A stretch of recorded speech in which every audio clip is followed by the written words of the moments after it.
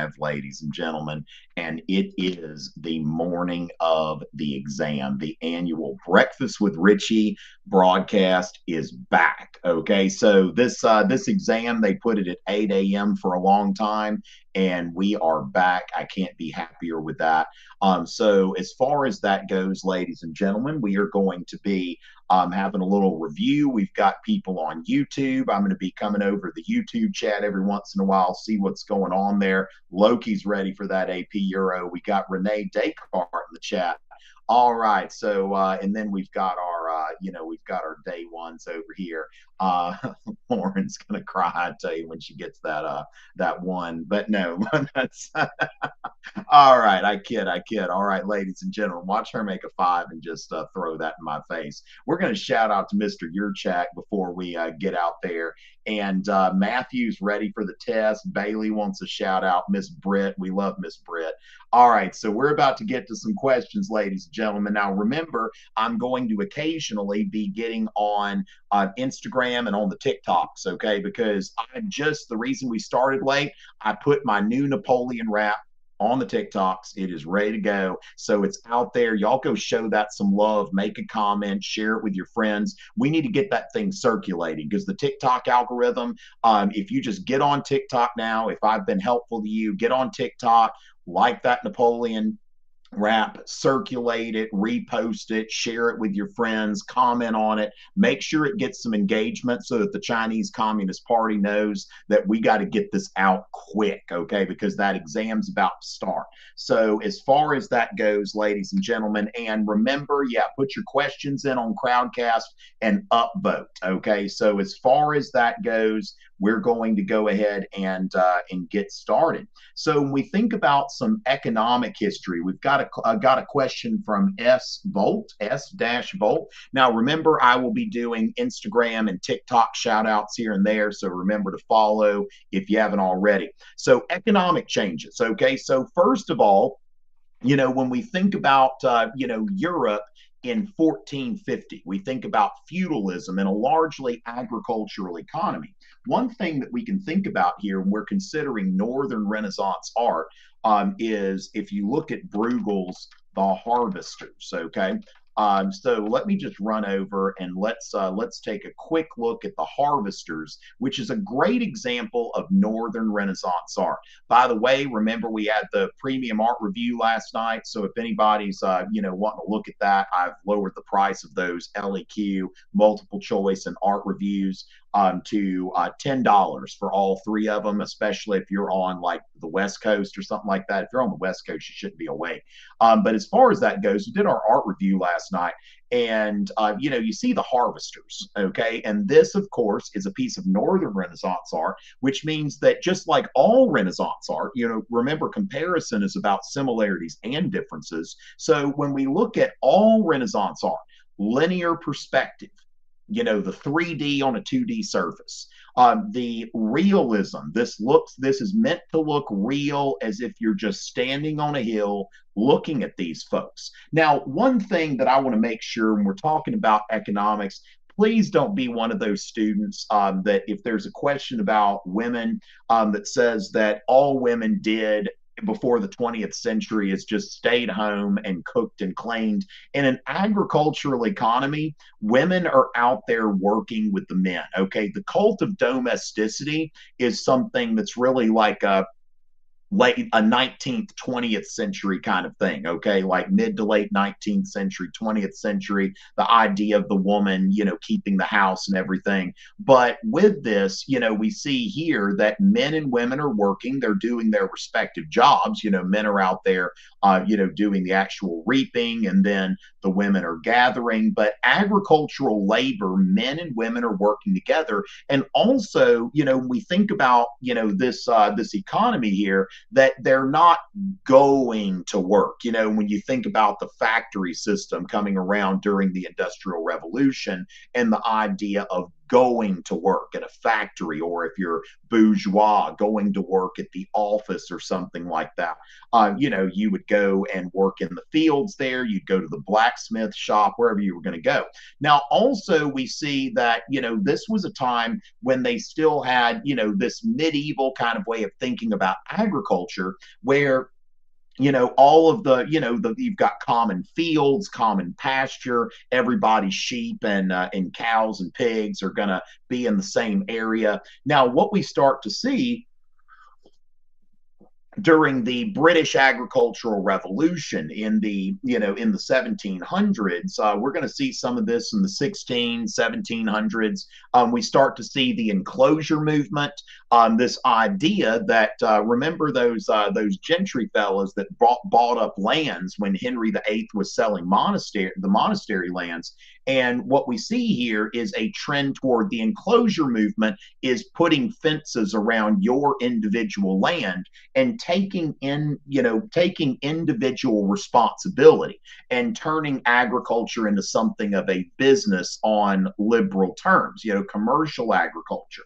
And so this is something, the enclosures, they in the short term hurt a lot of agricultural workers, but then they end up moving to the cities, for the Industrial Revolution. So this is something, the enclosure movement is something that makes agriculture more efficient, because people are taking individual responsibility, in addition to look at taking in scientific principles and making sure they're using the latest technologies. So that's one of those things that we see as well. And then when we're starting to think about, bankers like the Medici, becoming a big deal in Europe, whereas, the Medici, they were very wealthy, but they weren't part of the conventional nobility. They were bankers. And so we start to see with the age of exploration that people who were involved in trade and finance, we see the development of capitalism.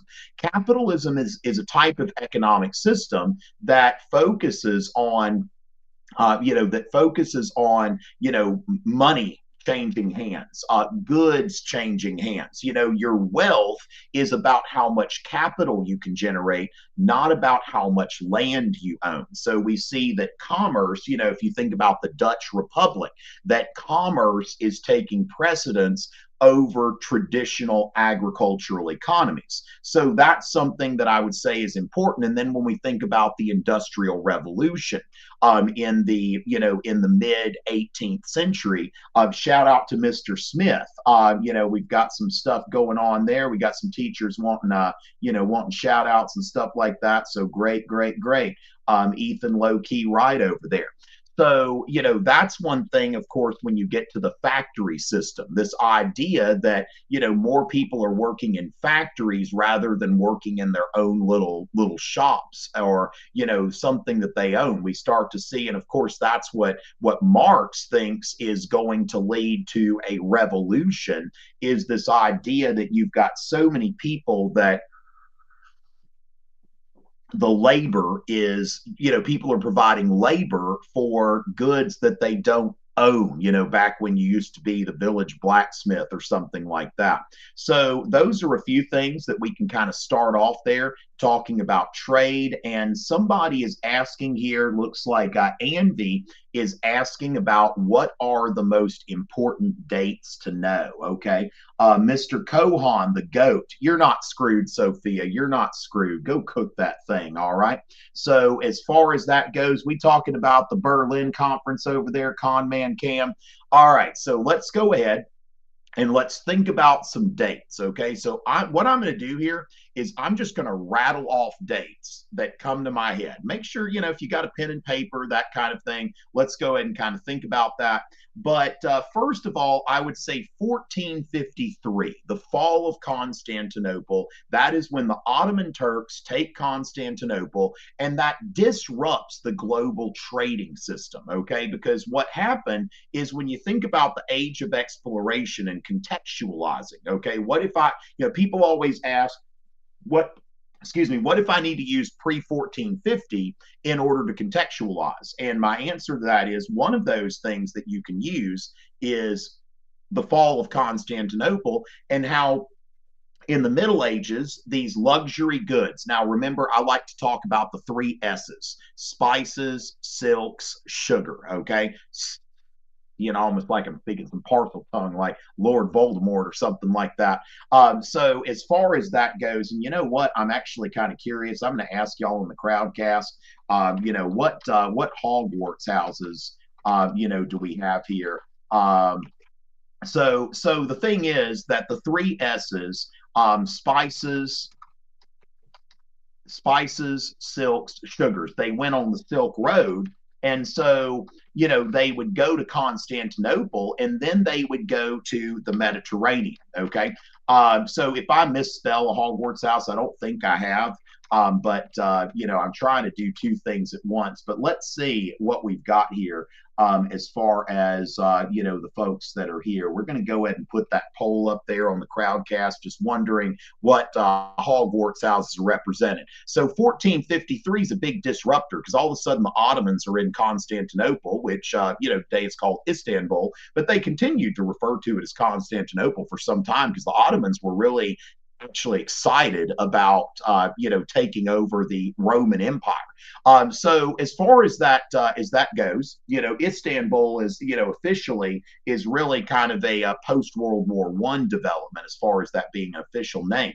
So then when I would go from there, I would say that 1517. Okay, that is when Martin Luther 95 Theses. That is the beginning of the Reformation. Is 1517. I think that's a key date because if you look back before that, there's no Reformation. 1491, 1492, Ferdinand and Isabella. Y'all learned when y'all were in elementary school, right? Like 1492, Columbus sailed the ocean blue. So let's just go ahead and tack that on. That Ferdinand and Isabella completed the Reconquista. So there's actually more than Columbus going on. That Ferdinand and Isabella, they had conquered the last remaining Muslim kingdom on the Iberian Peninsula, where Spain and Portugal are. And then they decided that they were going to finance Columbus's voyage, and they were going to, expel Muslims and Jews from their kingdom unless they converted. Okay. So as far as that goes, remember, if y'all want to answer the poll on the Hogwarts houses, it's over there. If you're on Crowdcast, makes sense. We'd have some Ravenclaws there. We got the smart kids. Slytherin, about 20% of you. They're going to cheat. All right. College board better watch them. So with that, we're going to go then to, the next thing that kind of occurs to me is, well, if you think about like 1600, not that anything really happens there, but that's where the Baroque style is starting to take precedence. So that's something I always think about, the Baroque art style, about 1600 to 1750. It encompasses the Catholic Reformation and the age of absolutism. So that's something I kind of keep in my head, because if you're looking before 1600, that's Renaissance and maybe Mannerist art after 1530. Remember, Mannerism is basically late Renaissance art that has some characteristics of Renaissance art, some characteristics of the Baroque, some of its own kind of characteristics. So then 1648, of course, okay, because that is one of those big key dates. That is the end of the 30 Years' War, the Peace of Westphalia, and basically the end of the Reformation. So think about the Reformation era. That's from 1517 to 1648. And of course, that's a time where religion is the primary reason for warfare, okay? That religion is the primary reason for warfare. And remember, after 1648, that is no longer happening, okay? And so somebody's saying there, bro's cooked, hydro is done. I tell you what. Now, ladies and gentlemen, Sophia finna cook, all right? I think Sophia's finna cook no matter what. Remember, when people ask me to predict the DBQ, I say, I don't predict, I cook. Maybe we should write, gosh, if I were taking the exam, maybe I'd write that first. I don't predict, I cook, and then I'll start cooking, So let's think about that. So with that, 1648. Now, of course, 1648 also ends the 30 Years' War. So, a bonus about 1648 is you can remember that the 30 Years' War started in 1618. Richie PMO, good luck. Good luck. Shout out Mr. Hannigan. So, then, now, since we've got 1648, let's think about right next to that 1649.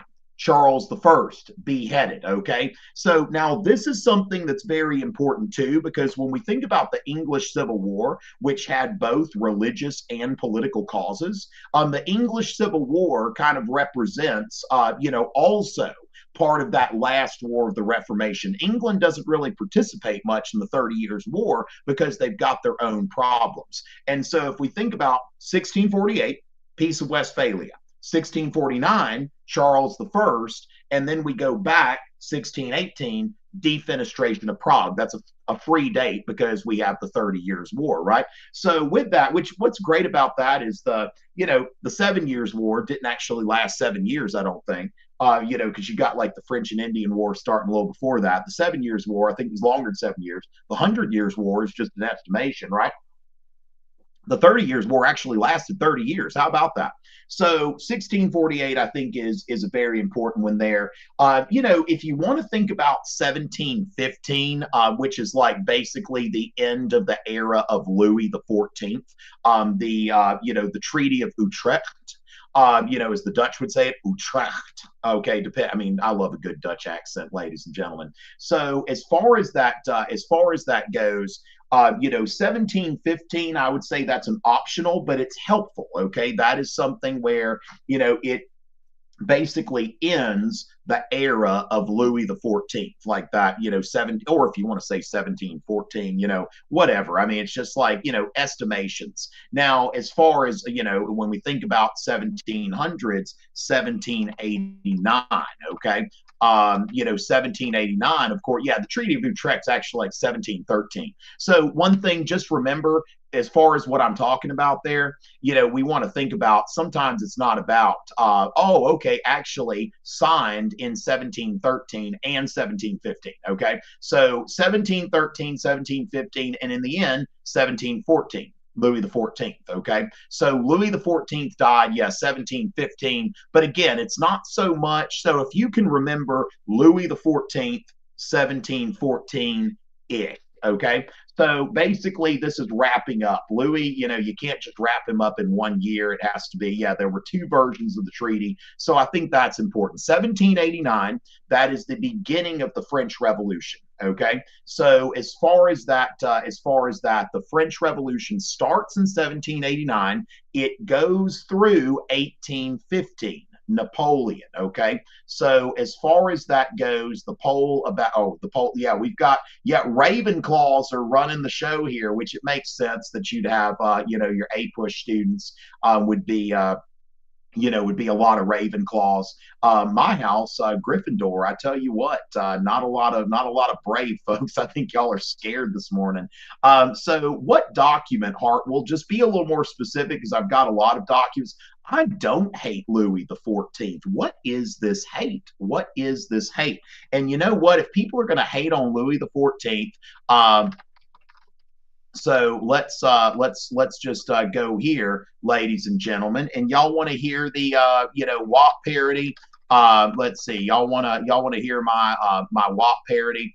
Let's go ahead and remind ourselves about the absolute rulers, Louis the 14th and Peter the Great. Y'all just let me know in the chat if y'all want to hear me rap. Shout out Mr. Zolnak. Shout out Mr. Zolnak. Shout out Mr. Zolnak. All right. Good luck on your exams, Sadie. I tell you what, I hope you cook this thing. All right. Cook this thing, and then I'm going to eat it once you're done cooking. Okay. So, ladies and gentlemen, let's go ahead and get a little, Louis the 14th. If y'all are going to hate on Louis the 14th, I love Louis. Okay.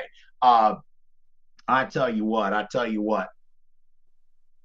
Yeah, I hope if I have to go against the gorilla that like Steve Heimler's on my side. Okay, so that would probably be a much better fit there. So yeah, if I could get Heimler and like not, you know what, 98 other people, maybe. But then again, remember, the gorillas aren't out to get us. I really, RIP Harambe, ladies and gentlemen. You know, with that RIP Kobe, I think Kobe said hi. You know, he's been okay. Well, I don't know if y'all got a Ouija board or something, but as far as that goes, yeah, I mean, I definitely hope that, you know, that Heimler's on my team for that one. So let's go ahead. You know, some years ago, I did a WAP parody, and let's see, I need to get this going here. I'm going to get an instrumental beat going. Let's see here. Okay, so that's kind of ad there. And so let's go ahead and yep.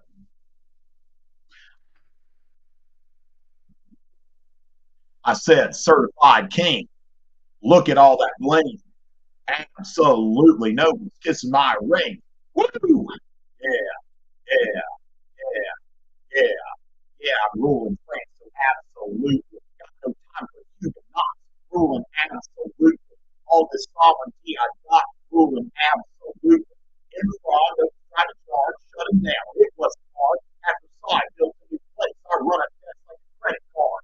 Take a tour, walk outside the Hall of Mirrors, all in wide. No spot by that side. Ask for favors, I won't provide. Protestants, all better hide. Toleration is denied. Hugh Good Knots to disappear like some sort of mirage. Did ballet, King, Francis Scene, Louis Le Grand, you can call me Sun King, Peter the Great, Orson Rizar. Oh my goodness. Let's start that verse over. Right. There we go, ladies. We are ruling so absolutely. Louis the 14th and Peter the Great. This is all on YouTube, by the way. Well, uh-oh. It seems to be having a little trouble there. Okay.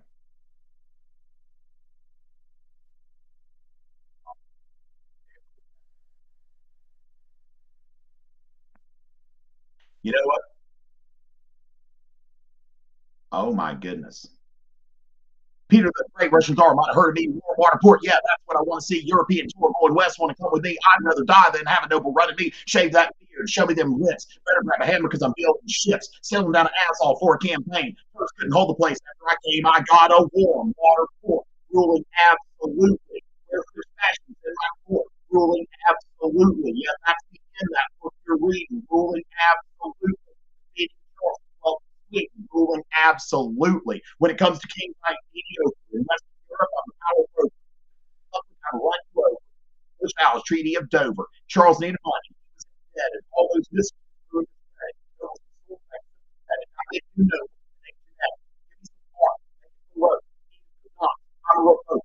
one king, one law, one faith. That's what I said you can quote. Once fought a war,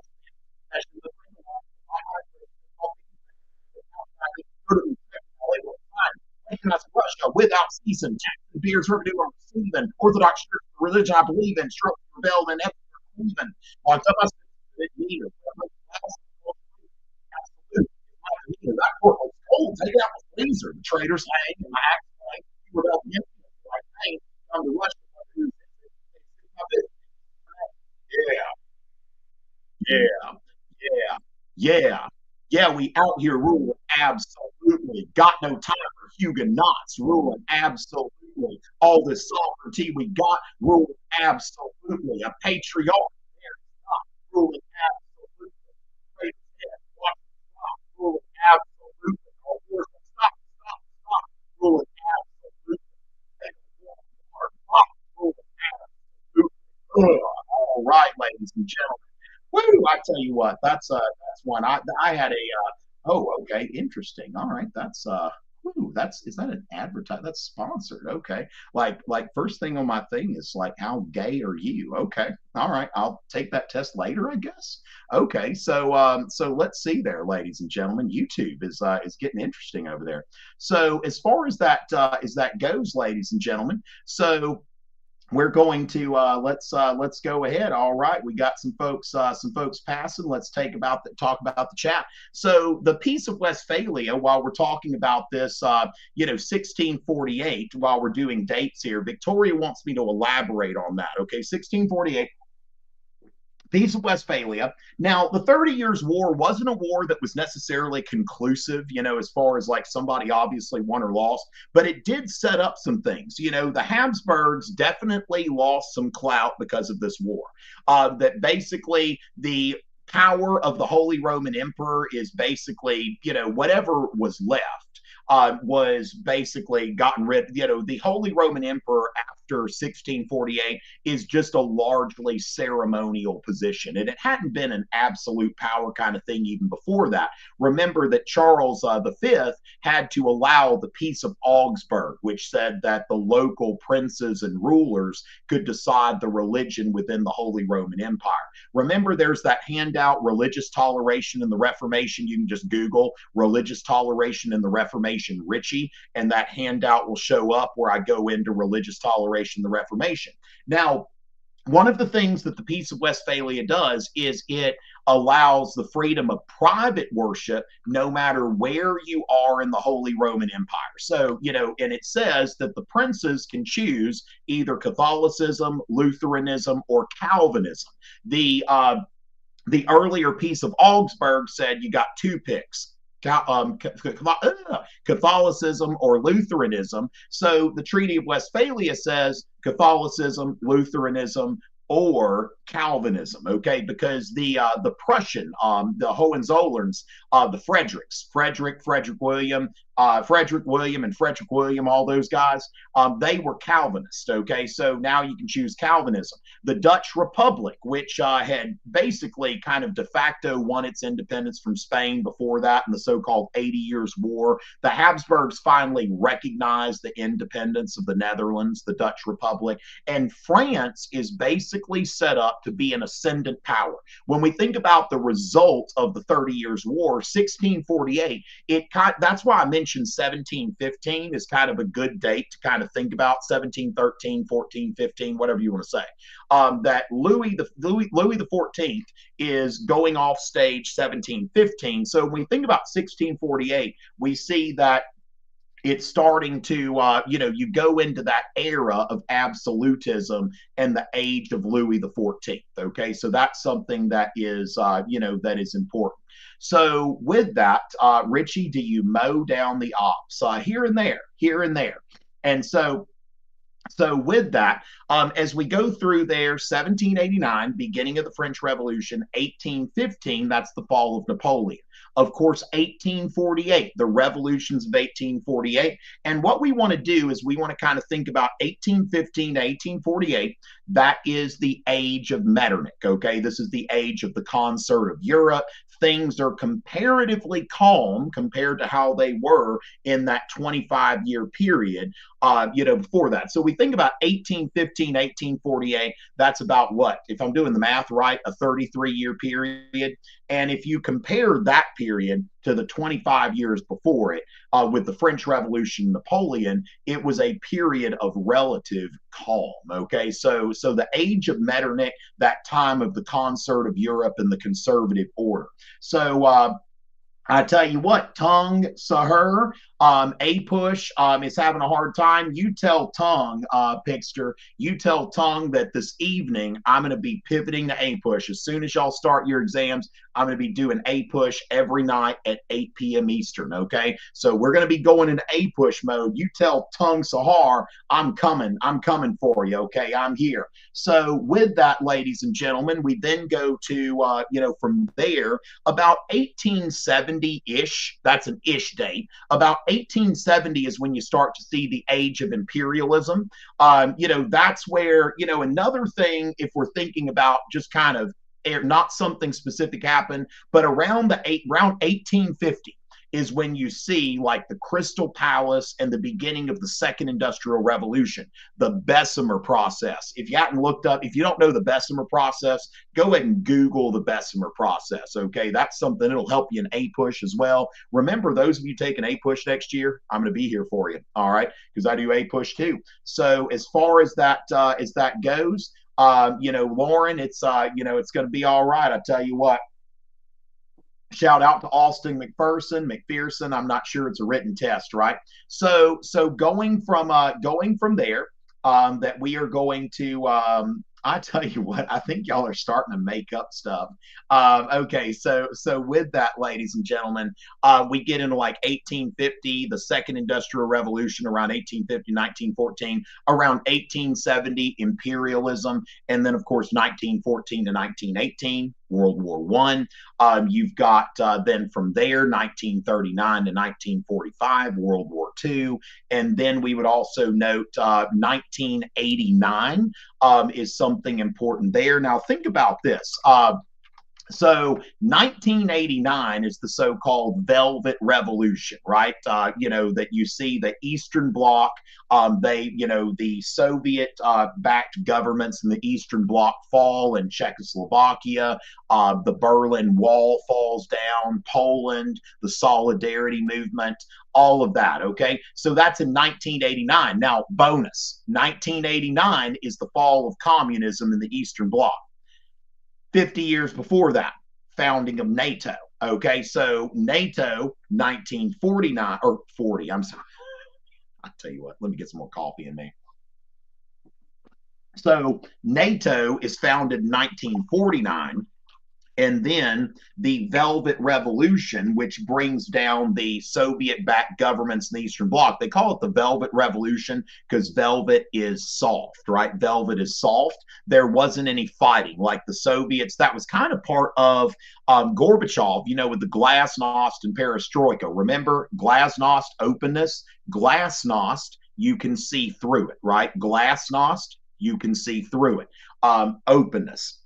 And part of that Gorbachev said that he's suspending the Brezhnev doctrine. The Brezhnev doctrine was what said that, if a government was, if a government was established in one of the Eastern Bloc countries that the Soviet Union didn't like, Soviet Union would go in there and they would take down that government. 1968, that was the Prague Spring, where in Czechoslovakia, they briefly had, a government that was trying to liberalize. The Soviets said, nope, can't do that. And so from there, 1989, 1949, NATO, exactly 40 years, 1989, fall of communism. 2 years later, 1991, is the fall of the Soviet Union. Now, of course, y'all know for both U.S. history and U.S. European history, 2001 with September 11th, which is the only time that Article 5 of the NATO treaty has ever been the North Atlantic Treaty between the United States, Canada, and several European countries. The only time Article 5 of the North Atlantic Treaty was invoked was after the September 11th attacks. Now, as far as that goes, you don't need to know too much as far as that stuff.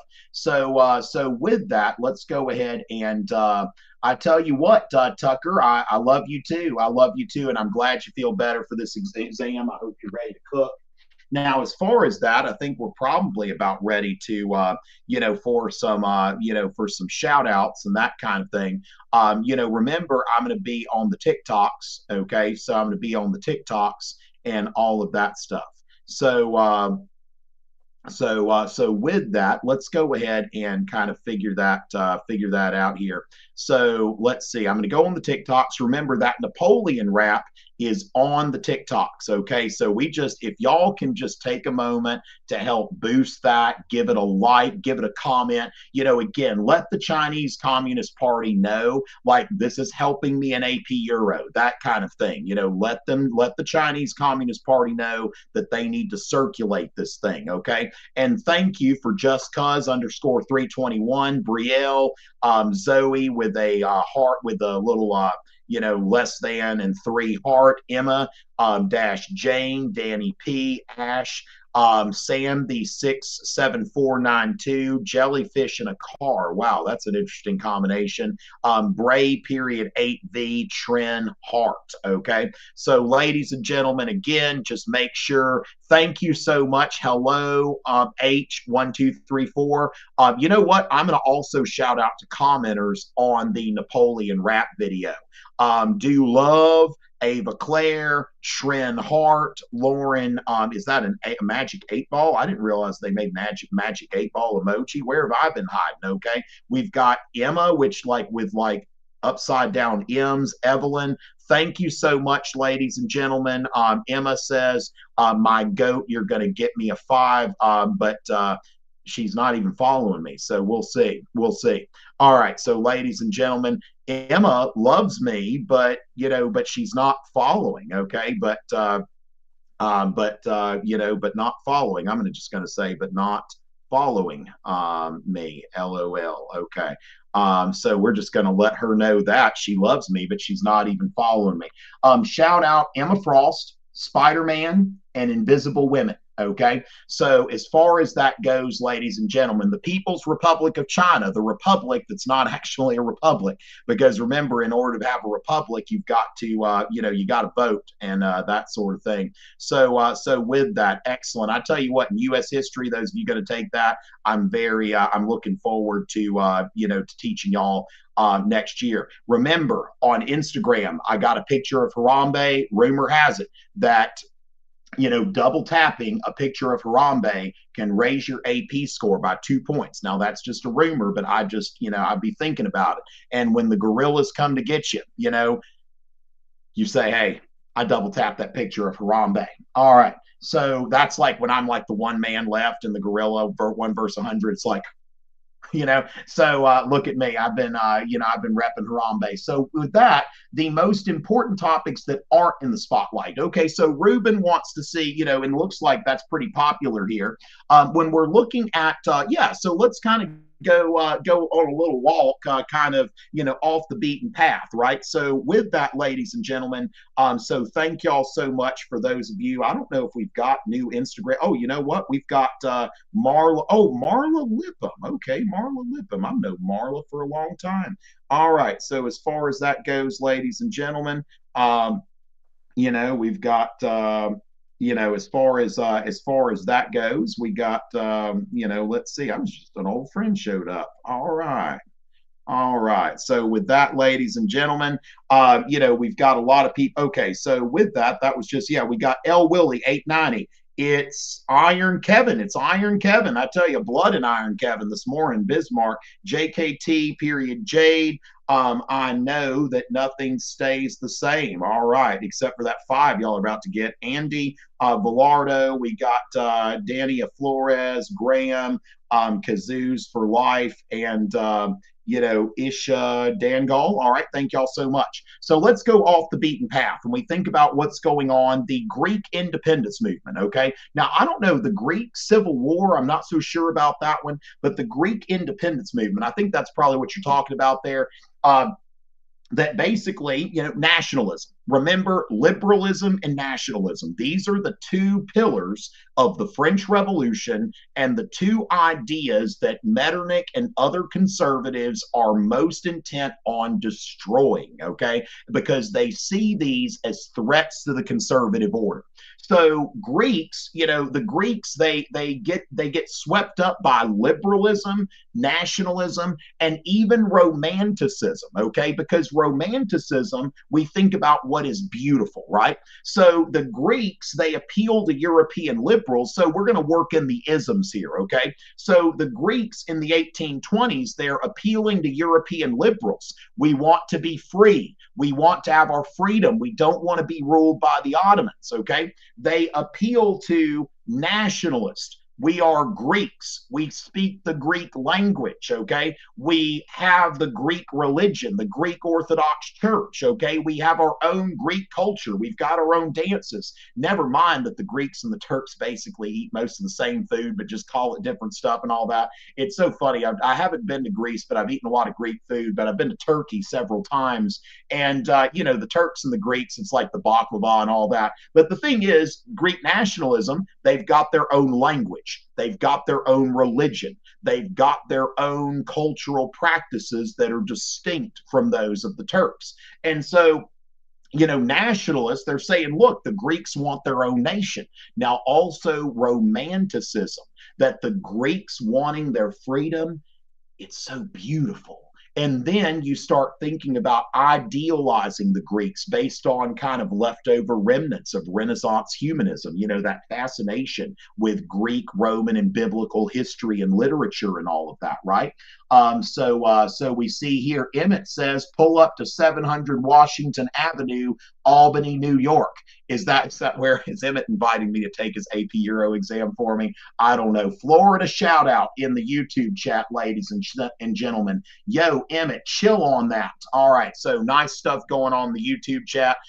So with that, the Greeks are appealing to Europeans. Now, European conservatives weren't too crazy about the Greek independence movement, but then they, at the end of the day, they're like, okay, we'll recognize your independence as long as you take limited borders and you have a monarch. Okay, so they did some compromising there. So the Greek independence movement, now a lot of conservatives were afraid that that was going to spill over. They were able to contain it. So again, 1815, 1848, you got some bumps in the road, Greek independence, the French Revolution of 1830. But other than that, the period from 1815 to 1838 is relatively quiet. Okay, so the Spanish Civil War. You've got the two sides in the Spanish Civil War are the left-wing Republicans. Now, by Republicans, these are people who don't want the monarchy. They want to set up a left-wing government. Now, then you've got the nationalists, the Republicans and the nationalists fighting in the 1830s. Now, the nationalists are the right-wing faction. Now, one thing we want to be careful about, that the nationalists, there are fascist elements within the nationalists, and Franco definitely was kind of cozy with Hitler and Mussolini, who were sending him weapons and support during the Spanish Civil War. Now, the Republicans are getting weapons and support from the Soviet Union, okay? So we see here, some people say that the Spanish Civil War is kind of a training ground for World War II, because the Soviets are sending assistance to the Republicans. And the thing is, the Republicans had some kind of, we see here, Spanish Republicans. Okay, and this is what scared the mess out of some people. Okay, what they called the Red Terror in Spain. I'm going to go ahead and just put this up here. When we talk about the Republicans, there were some really far left elements there that you see some Republican soldiers staging an execution. They're shooting. They're pointing their guns at Jesus, okay? And so, at the Sacred Heart of Jesus Christ, which, we think about traditional Spanish culture, these people are, this is something that I think would offend a lot of people even today, illustrates an outrage that has no parallel in published. Okay, so we see here that when you think about this is like they're aiming at this monument of Jesus. So you imagine there are people like, Francisco Franco. Now, again, Francisco Franco was a dictator. He was an authoritarian, but and he was maybe fascist adjacent, but not necessarily a fascist. Okay, now note that in World War II, I think Hitler and Mussolini would have preferred for Franco to ally with them and get involved in the war. Franco stayed neutral when it was time to, pay them back for their help. So the nationalists, these are conservatives that are, they want to defend the church and traditional Spanish culture. Both sides committed their shares of atrocities and outrages. And Franco, Generalissimo Franco, he was basically the Spanish dictator from basically 1936 to 1975, okay? And then as he was getting older, he he basically brought back the monarchy, okay? He saw himself as someone who was going to restore this, kind of conservative Spanish culture and to reinstate the monarchy. And so with that, now he was kind of ostracized for a while because, again, like we said, he was on cozy terms with Hitler. He was, he was certainly not a fan of democracy. If we look at the Marshall Plan, okay, if we go and look at the Marshall Plan map, notice how Spain, okay, the United States is coming in and they are giving money. Now, the Marshall Plan, European recovery. Now, one thing we want to note is World War II, especially, is a big turning point because this is the beginning of a period of uninterrupted engagement between the United States and Europe. And this has come up on LEQs before. You might think, oh, well, this isn't U.S. history. Well, after World War II, U.S. history and European history are very closely interrelated. And so when we look at the Marshall Plan, there's George C. Marshall from the United States, a former World War II general and the Secretary of State. Now, the Marshall Plan is basically we're going to help you rebuild after the war, okay? Now, what we see here is the Eastern Bloc is excluded. Countries that are aligned, that are being occupied by the Soviet Union, they are excluded. Spain is also excluded. Now, Spain, they didn't participate in World War II, so I guess, there's that. But also at first, like Franco is kind of a pariah.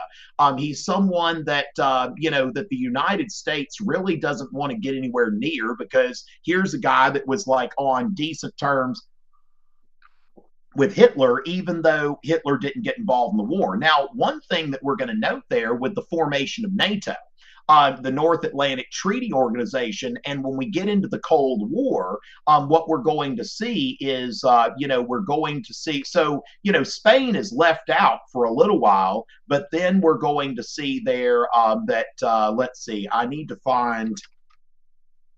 So there is Franco with like some Nazi officials, you see, Heinrich Himmler there standing next to Franco. But now we look at Ike and Franco. So, President Dwight D. Eisenhower, let's see.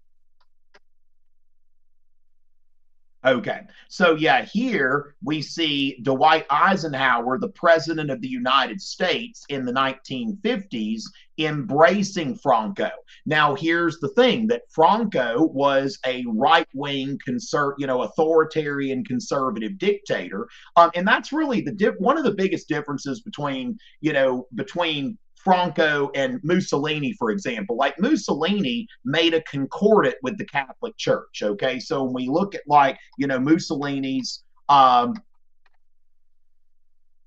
so Mussolini and Napoleon both made concordats. He made an agreement with the Catholic Church, but we wouldn't say that Mussolini was a man of religion, okay? That he made a pragmatic kind of settlement with the church. Now, Franco was someone who loved the church and who was a devout Catholic. And so that's something where we say that like Mussolini and Hitler were fascist, that Franco was a conservative authoritarian. He was someone who was a devout Catholic. Of course, he was a devout Catholic that massacred a bunch of people, but still, a believing Catholic nonetheless. But we see there now all of a sudden the United States and Franco are cozy because Franco can be counted on to be anti-communist. Okay, so we start to see that there is cooperation between, Franco is kind of slowly warmed up to in Europe because again, he can be counted on to be a reliable anti-communist. And then Franco dies in in the 70s and passes on, power to the King of Spain. So with that, and again, remember, he was a nationalist, not a Republican. What does it mean to be a Republican in a European context? It means to be anti-monarchy, okay? So then Louis XIV's Dutch War, Louis XIV's Dutch War, that was something that Louis just resented all of the competition. Like the Dutch were the preeminent economic power in Europe at that time, and they, the merchant oligarchy and all of their trading all over the world from Amsterdam. Louis decided that enough's enough. And so Louis, the greatest military power in Europe, invaded the Netherlands. And at first, that didn't go very well for the Netherlands at all. 1672, the Dutch people call Rampjaar. Rampjaar. Now you can tell that's a word that does. I mean, the Dutch have a very rough language for such great and nice people, but Rampjaar, the year of disaster. Now they ended up like they had this water network where they just flooded part of the country, and they ended up keeping their independence, but it was never really the same for them economically. They took on a lot of debt, and so you see as a result of Louis XIV's Dutch War that the Dutch maintained their independence, but they took on so much debt to fight the war that they kind of ceased to be a major power in Europe. One thing that we could mention about modern day politics, not related to the USSR, is the 1968. Now, 1968 is a great year to know because of not only the Prague Spring, but also the 1968 student protest. Okay, so there were student protests in 1968 that are, a major thing as well. Okay, so that's something, those are some things that we can kind of think about. Also, Margaret Thatcher, I believe it's, 1979. Margaret Thatcher is someone who is worth noting because she was the first woman in 1979. Margaret Thatcher is elected she becomes the prime minister of Britain. Okay, and so with that, she becomes the first woman to be a head of government. Now, note, yes, you had Elizabeth I and Victoria. They were the head of state. Okay, they were the head of state. You had queens, but a head of government is someone who is the person who is running the government, the highest elected official, and the person who's doing the day-to-day work. So Margaret Thatcher, who held power, she was the longest serving British prime minister of the 20th century.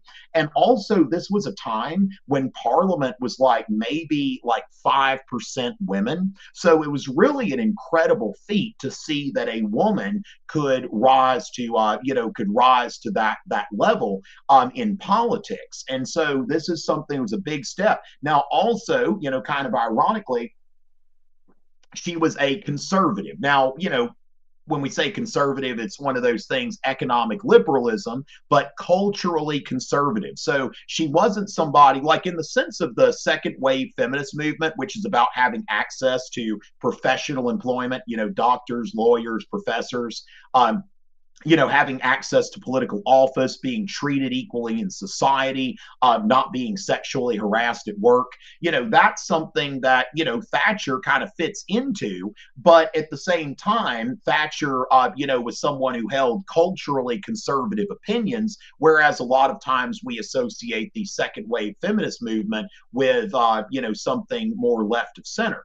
And so that's something to, that we can note as well is Thatcher and Thatcherism. Thatcherism is, we have a few ingredients here. Liberal economics. Remember the government, liberal economics in a European context, the government staying out. Deregulation, creating a good climate for business, cutting taxes. Okay, economic liberalism. Think Adam Smith. So as a result of Thatcher, it goes more toward Adam Smith's direction there, economic liberalism. Then we've got the cultural conservatism and also Euroscepticism, or what's sometimes called EU skepticism. Margaret Thatcher was very much against the idea of Britain joining the EU, and that's part of what brought down her, what brought her down as prime minister was her opposition in the early 90s to joining the EU. Now, I guess partially, when we think about later on, I mean, Britain never joined the euro. Okay, so remember, when we think about the EU, that Britain, and that's where, 1993 is when you have the EU. Before that, you had the European Economic Community, in the 1950s that started, but that was an economic kind of thing in Western Europe. But the EU starts in the 1990s. So the Maastricht Treaty, okay, so we're talking about the Maastricht Treaty. Okay, so the Maastricht Treaty is in, let me make sure that, because there's the year it was signed and the year it took effect. Yeah, it was signed in 1992, but it went into effect in 1993. So basically, 1989, fall of communist governments in the Eastern Bloc, the so-called Velvet Revolution, right? And then we have, 91, the fall of the Soviet Union, 1993, the EU. Now, the EU is built on a few principles. First of all, democratic government, okay? To be part of the EU, this idea of democratic government. There is an elected government, and then you think about the current, basically the economic union, the currency, the free trade, the euro. Then freedom of movement. Okay. Now there are all kinds of maps that show kind of the complexity of this, because the majority of European countries are in the EU. You've got a large amount of them that are in the Schengen area, the area where, if you're an American, you fly into Paris or Amsterdam or Madrid, and they stamp your passport, and you can go to to Germany, to the Netherlands. You can go to the Czech Republic, Slovakia. You can go to all these places, to Italy, without having to stamp your passport again. Now, not all European countries, or not even all EU members, are in the Schengen area. So you've got the Schengen area, all that. Now, Britain never joined the Schengen area. They always kept their borders, and they never adopted the euro. And of course, in 2020, they left the EU. So that was what was called Brexit. Now, that's a concept called, and it could come up on the test. It's one of those things that it's much more recent. But when we think about that theme of national and European identity, it's like when you ask a French person or a Dutch person, it's like, are you European? Of course. But, when I've asked, a Dutch friend, like, are you Dutch first or are you European first? Of course, Dutch, they speak their different languages. They have their own different cultures. They've got things that they do in one country that they don't do in other countries. And so, as far as that goes, this idea of national, I tell you what, I got to be a little more careful with that coffee, national and European identity, and how Euroscepticism is like basically what we see happening in Europe today is we have European integration. Europe is more economically and politically integrated than ever, but you still have nationalist movements that are there. So Euroscepticism, or sometimes EU skepticism. Okay. So as far as that goes, ladies and gentlemen, I'm very thankful, as far as that goes, Emma did end up following. She said she's seen every video. Oh my goodness.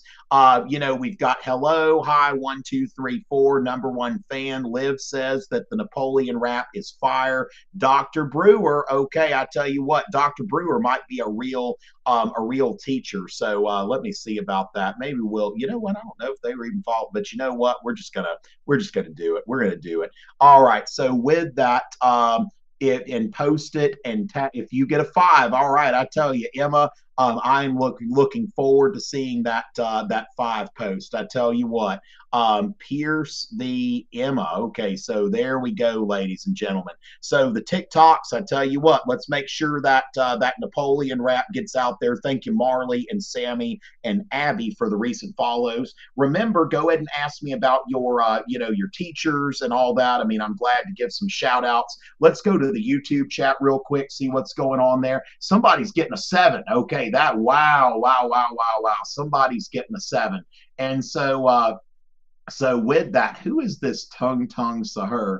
Probably not a real person, but we're going to have a fun time, right? So as far as that goes, ladies and gentlemen, let's see here, just kind of looking at the YouTube chat, it's kind of doing its own thing. There's a lot of chat out there, so we're trying to kind of see what's going on.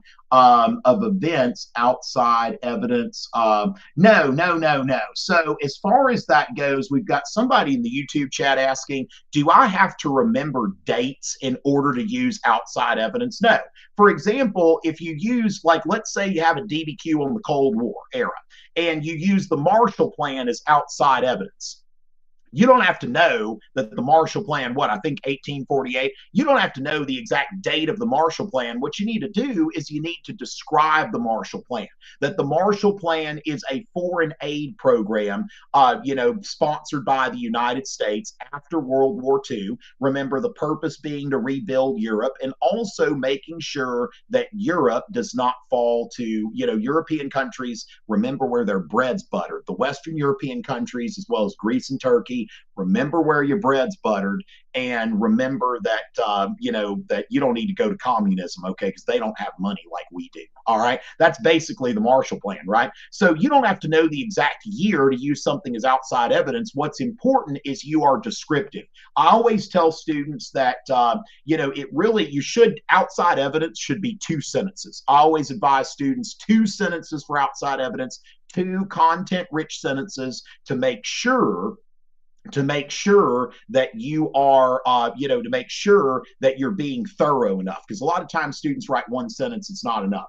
I tell you what, Miss Doherty, thank you so much, Miss Doherty. If I'm, as long as I'm, pronouncing that right, but again, it's a written test. She is the bestest. Thank you, Nia. I love that y'all are, y'all are shouting out your teachers, the one and only Mr. Creech and the glorious King Jake Ravenhorse. Now, speaking of glorious, 1688, 1689, Glorious Revolution. Okay, 1688, 1689, the Glorious Revolution. Great date to think about there. And that is where we see constitutional government basically permanently established in England, and with Parliament governing and the king reigning. Yes, a W. Yes, Miss Doherty with the W. Shout out Mr. Sackett. The Crimean War, Ansley. I hope you get a 5 today. The Crimean War is about, now remember, after the Treaty of Westphalia,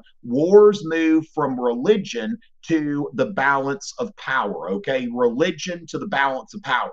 And basically, the Crimean War in the 1850s, this is a war that is fought. Britain and France declare war on Russia after Russia starts scooting into Crimea. Sound familiar? We see some echoes today. But Russia, when the Ottoman Empire. So one thing, the Ottoman Empire reaches its maximum, its apex in the 1670s. Okay, so by the 1870s, the Ottoman, or 1850s, or really by the 1800s, the Ottoman Empire, remember, you start to see with the Greek independence that the Ottoman Empire, it's the beginning of the fall. There's kind of a domino effect there, that the Ottoman Empire is retreating, it's losing power, it's unable to hold what it has, and Russia's like, I'm going to get some of that Crimea. All right. And so Russia, just like Putin today, right? I got to get some of that Crimea.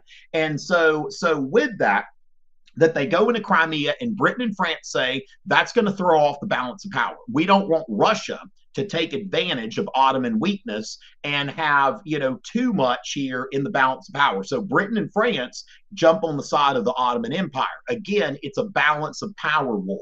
And that's something that you can, see traces of in the current conflict about the balance of power and that sort of thing. So as far as this goes, ladies and gentlemen, Nia, this broadcast will be available in this broadcast will be available afterwards as an archive, both on Crowdcast and on YouTube. Lauren is giving out 5s, ladies and gentlemen. Lauren is giving out 5. She's got extras here to give away, ladies and gentlemen. So y'all let Lauren know how appreciative we are of those 5s that she's given out to us, ladies and gentlemen. Don't we love Lauren? All right, and so Daryl Duncan, my boy Daryl Duncan, and Miss Wagner from Virginia. Is that Virginia Beach? I love Virginia Beach. Okay. What is this pickle halve or whatever? Y'all keep asking, oh my, what is that? I just probably said something I shouldn't, didn't I? So as far as that goes, make sure that your outside evidence and your contextualization. Contextualization, I always say 2 to 3 content-rich sentences, okay? So if I'm wanting to get the contextualization point, I'm probably going to try like 3 content rich sentences. Okay. So, as far as just to make sure I got the point, I don't like counseling people on bare minimum, like do more than what is required because you're going to get the point or you're not going to get the point. Any of y'all who run track, across country, your coach tells you, like, run through the finish line. If you're playing basketball, your coach tells you, don't just shoot it and look at it, follow your shot, keep going. So we want to make sure about that, ladies and gentlemen. And you know what? We're going to, let's see. I'm just going to go, I'm going to put this on the TikToks real quick. AP Euro exam day. Review. Let's let people on the TikToks know we're here. They should be kind of waking up today, right? So let's go ahead, and I'm gonna co-stream this for a little bit on the TikToks just in case someone is over there. So with that, just kind of keep that in mind. Now, what DBQ prompts relate to global themes and how can relate them back to European developments? Now, as far as that goes, Kiera, that what we want to think about here, the DBQ prompt, answer the DBQ prompt. Okay, so they have tried to kind of globalize the DBQ. That the European History Test Development Committee is getting a little bit infamous in some circles, I think, because a lot of these, hey there, Emma, I tell you what, my biggest fan right there, ladies and gentlemen.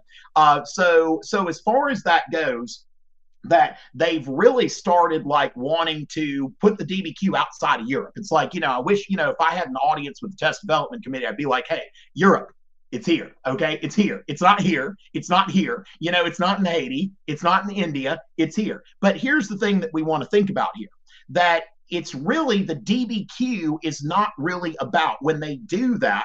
The DBQ, what it's really about is watch this. So, for example, a few years back, they had a prompt that said, evaluate whether British rule in India was primarily influenced by liberalism. Shout out, Mr. Duncan. We all love Mr. Duncan. Okay, Emma, thank you so much for your support and for boosting that Napoleon rap. How you like that rap there? So with that, when we're thinking about it's really about liberalism.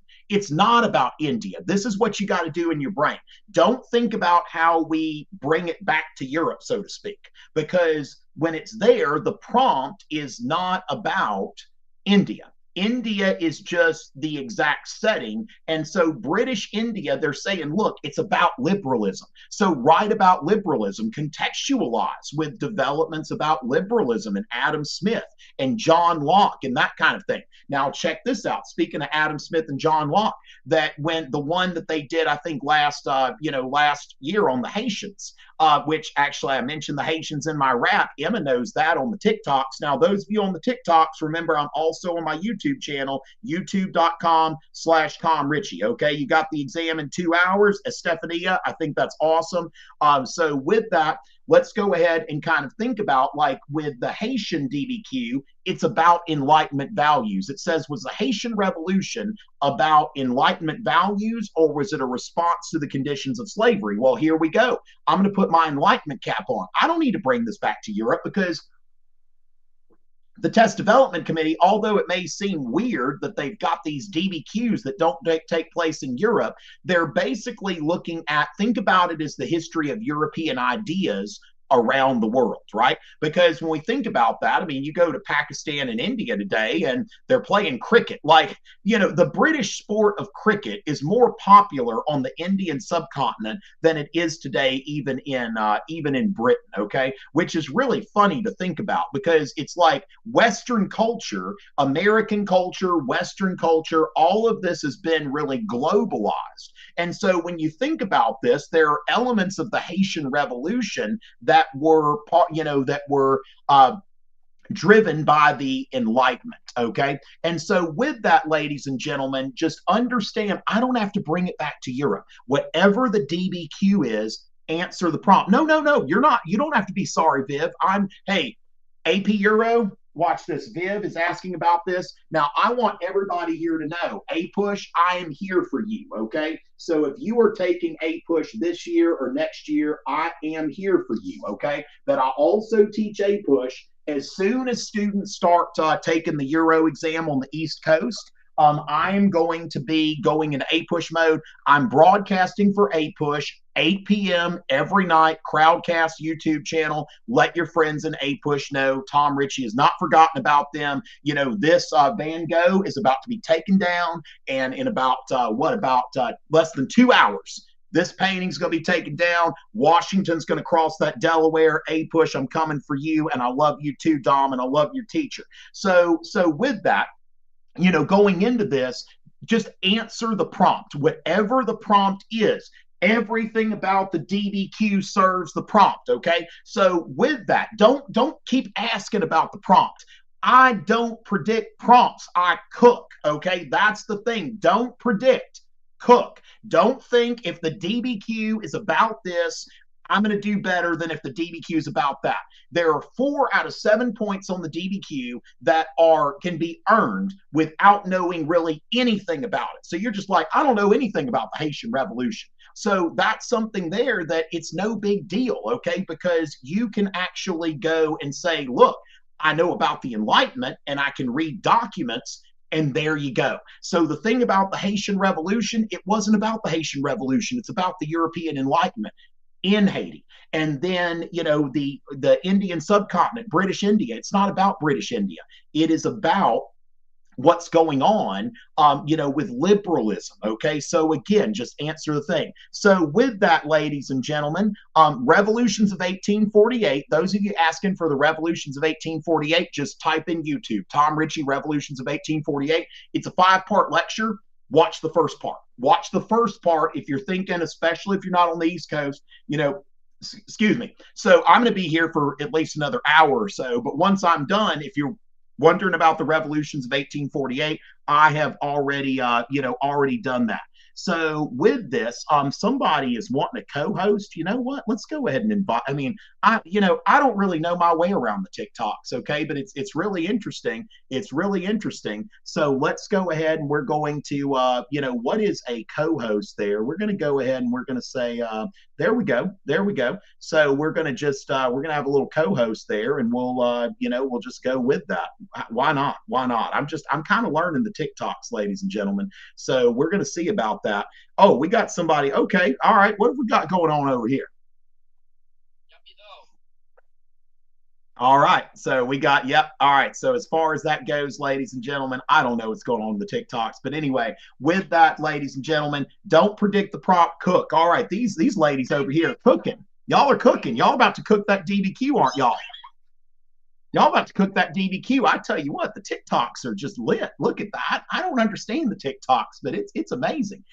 So with that, let's go on to the next thing. Okay, let's go on to the next thing. A 5-minute review of the 30 Years War. How about a 15-minute review of the 30 Years War? Just type in on YouTube, Tom Richey 30 Years War. I mean, that's just 15 minutes, right? Like, I mean, that's, that should be easy enough, huh? And so now the other thing, type in Google religious toleration in the religious toleration during the Reformation, Tom Richey, or religious toleration, Reformation, Tom Richey. My newest AP Euro handout is there. And basically it goes to Spain, England, the Netherlands, the French Wars of Religion, the 30 Years War. Y'all got a question for me? My TikTok co-host over here? Y'all just going to listen? Why would, Yeah. Okay. Who's your teacher? Oh, I'll be your teacher. Okay, all right, let's get in there. So as far as that goes, are they not in school? Like, do we need to get the truancy officer on them? I don't know what's going on there. I tell you what, I would call the truancy officer. What's that address? Now, with that, ladies and gentlemen, the Catholic Church, besides Baroque art, so the Counter Reformation or the Catholic Reformation.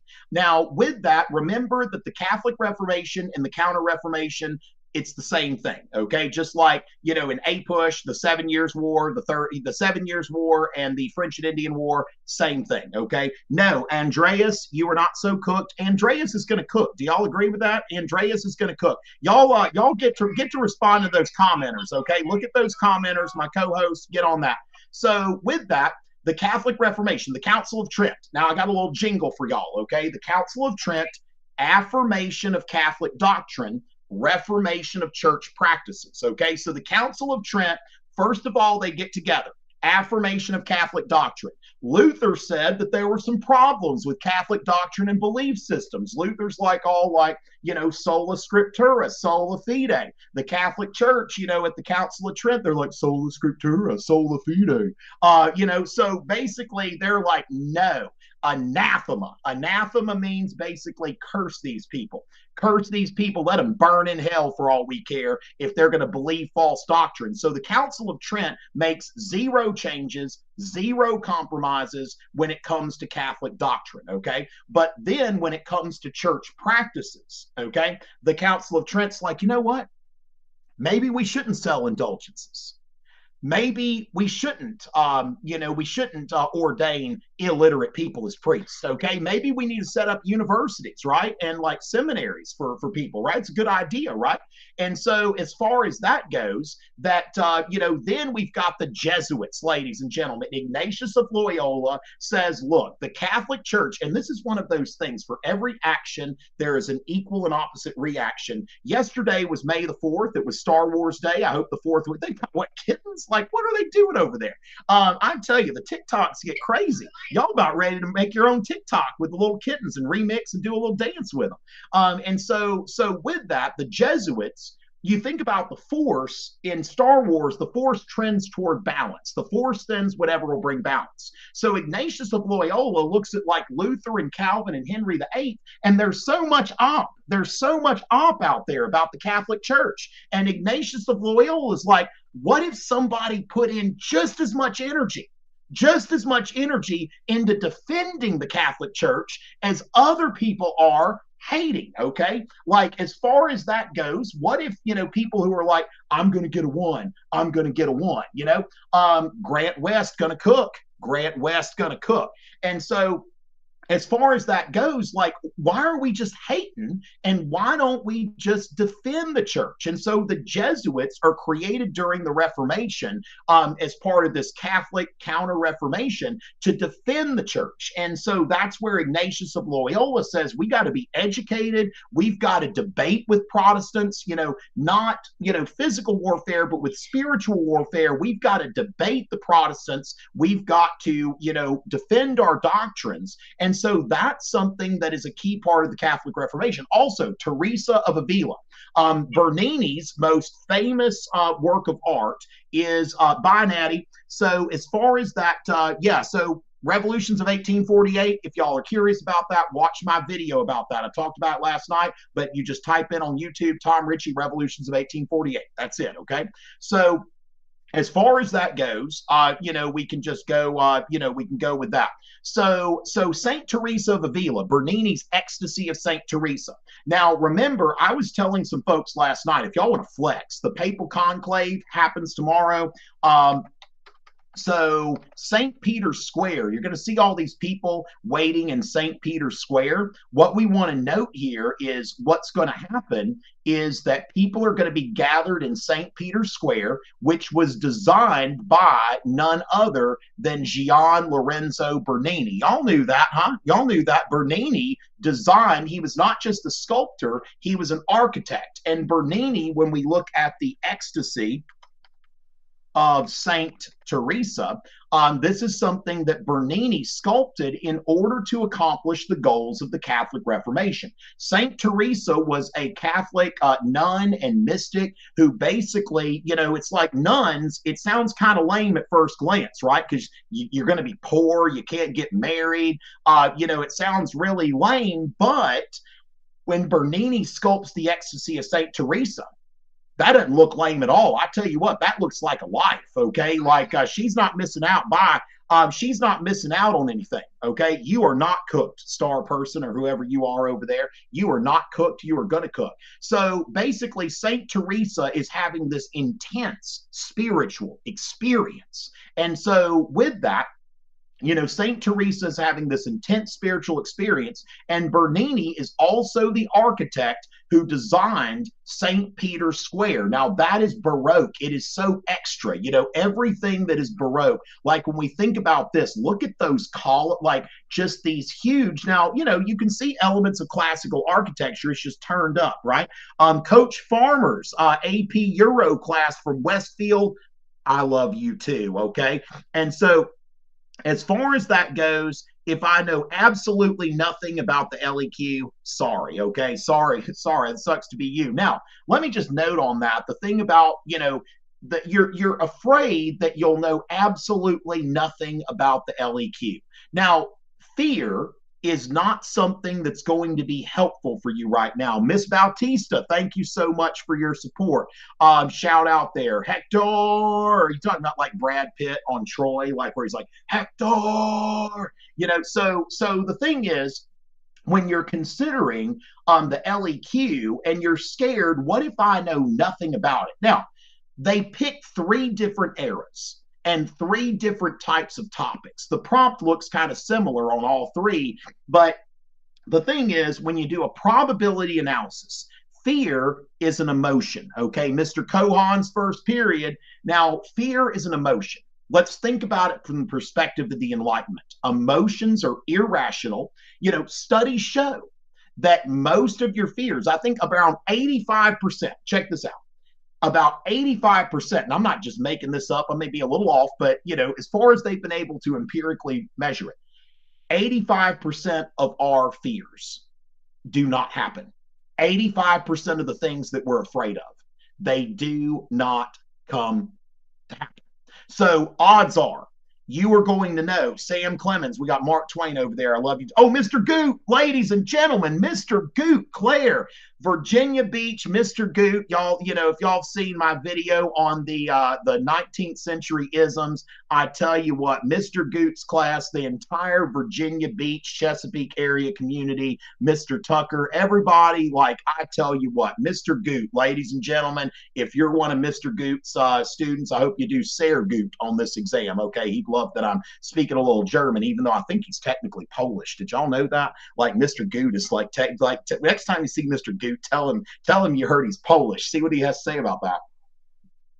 And so with that, this is one of those. This is like one of those things that again, don't worry about the LEQ. Odds are you're going to be able to do something, okay? And what we need to think about is what are the easiest points to earn on the LEQ, okay? So let's kind of go over that. Instead of that whole irrational fear, what if I don't know anything? Now, just to put it in perspective, if you can get, shout out to Miss Short, if you can get at least a 2 out of 6 on the LEQ, if you fail the exam, it won't be about the LEQ. Like the average LEQ score is about like 3. So if you get a 2 and you had a good multiple choice and other stuff, remember the DBQ, just to note this, AP Euro DBQ rubric. So let's have a look here on the DBQ, thesis and the document points, okay? These are 4 points that have nothing to do with any outside knowledge. So when I say don't predict the DBQ, don't predict cook. I don't predict, I cook, okay? That I'm going to, I'm going to cook no matter what the topic is because it's just the DBQ, you can get at least 4 points knowing next to nothing about whatever it is. What are we playing over there? Like some Minecraft or something? I have no idea what's on that phone over there. My goodness. These are, so the LEQ, thesis, contextualization. Now, here's something to think about. What if you don't know a lot about the prompt, but you know about something nearby? Like one way you get the contextualization point on the LEQ is, I tell you, who are these people? So let's go ahead and just kind of mute them. So we'll go ahead.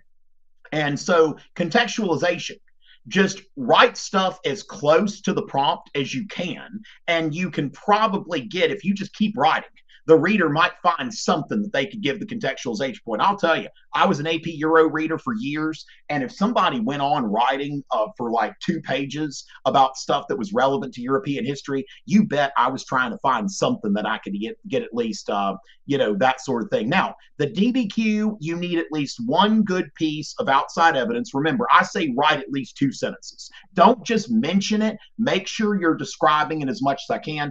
Richie, how specific do I need to be? My question in response to that is how specific can you be?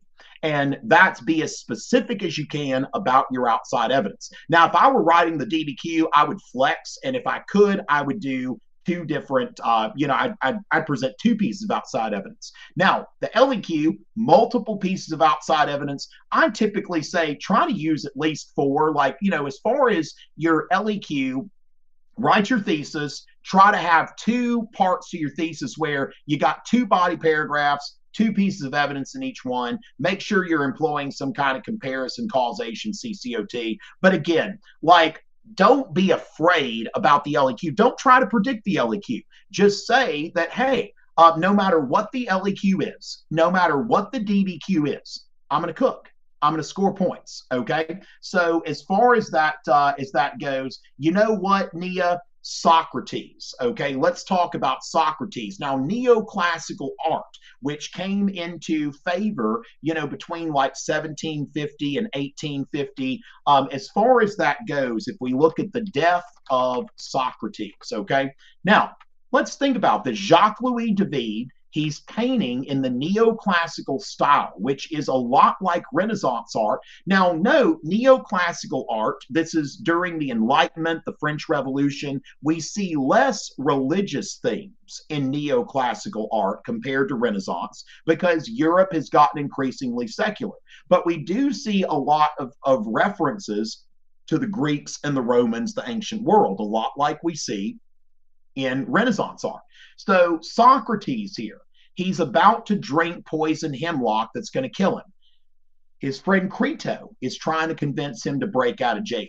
Socrates says, no, I'm 70 years old. I've lived in Athens all my life. Okay, now, so here's the thing. Socrates says being afraid of death is stupid. It's irrational. So let's think about this. Being, as far as that goes, being afraid of not knowing the LEQ topic.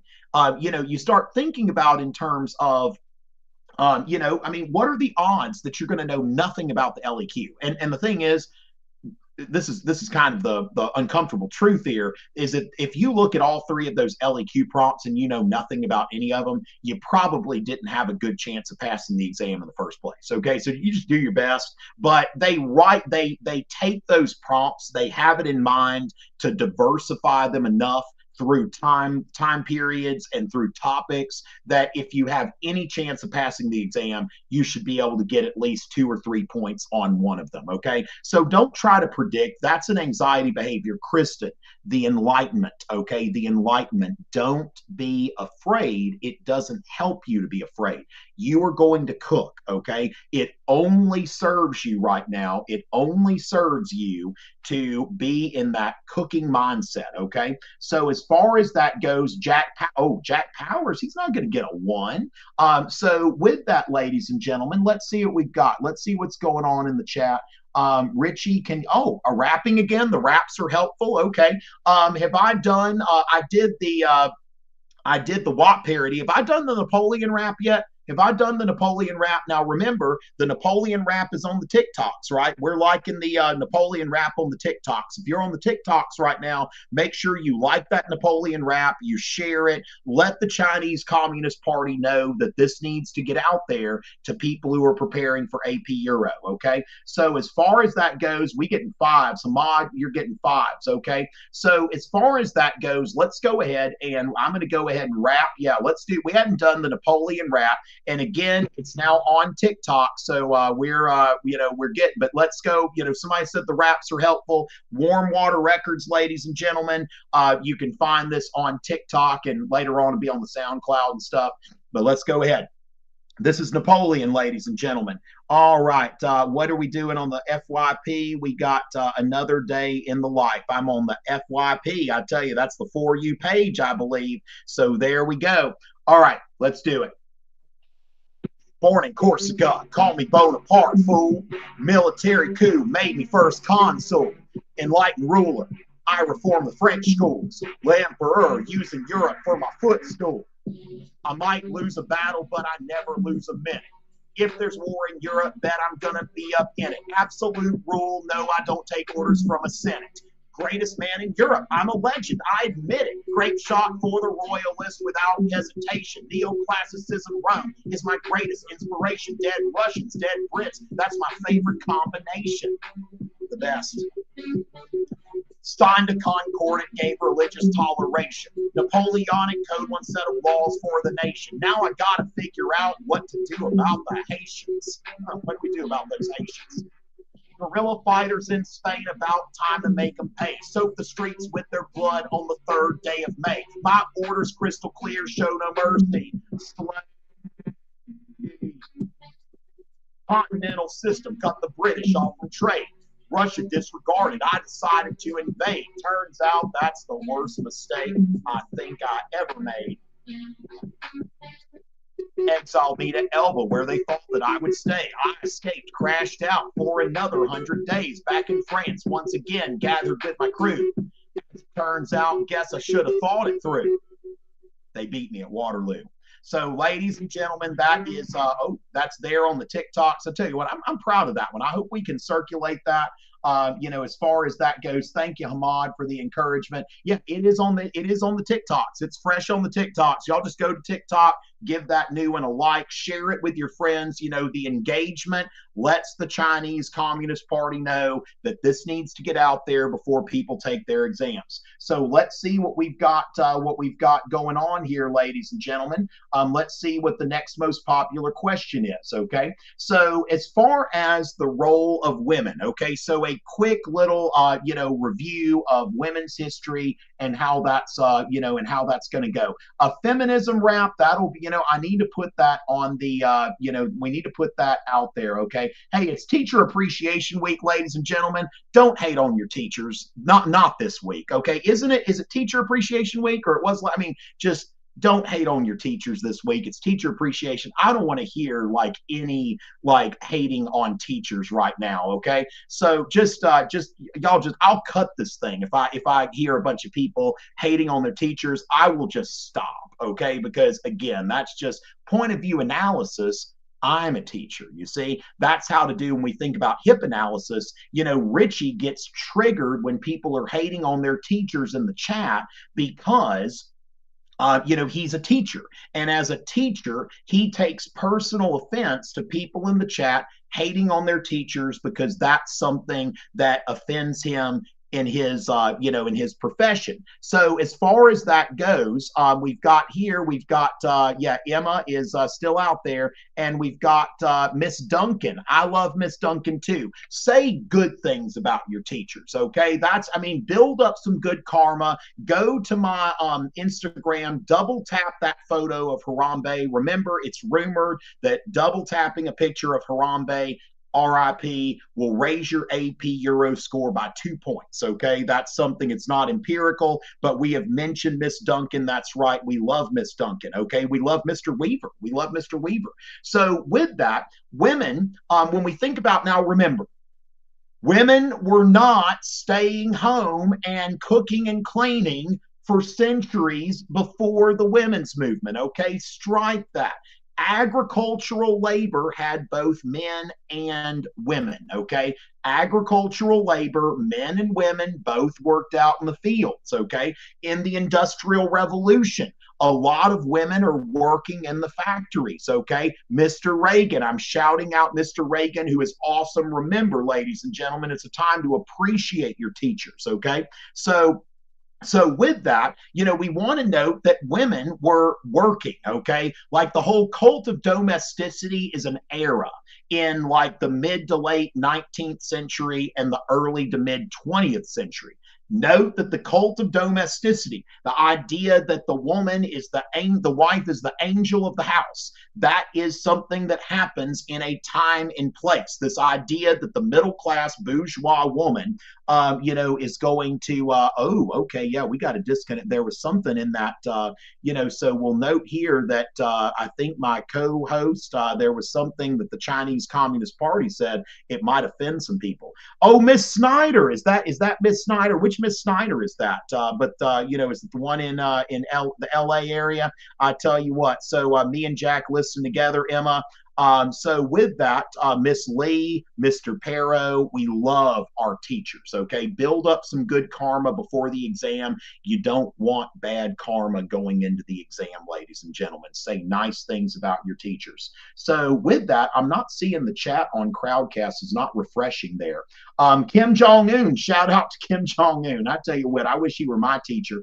All right, so we got Kim Jong-un is like watching the, oh my good, that would be like a dream come true. Like, I tell you what, like when I showed y'all Dwight Eisenhower, like, hugging General Franco, one day I just, Kim Jong, he just looked, he's like a big old teddy bear or something. So as far as that goes, I'm not endorsing, dictatorships or whatever, but it's, I tell you, shout out to the Korean Workers' Party. Oh my goodness. Oh Lord, if someone like wrote that on their DBQ and just like at the top or the bottom just said shout out to the Korean Workers' Party, I'd spit my coffee out while I was grading it. Oh my goodness.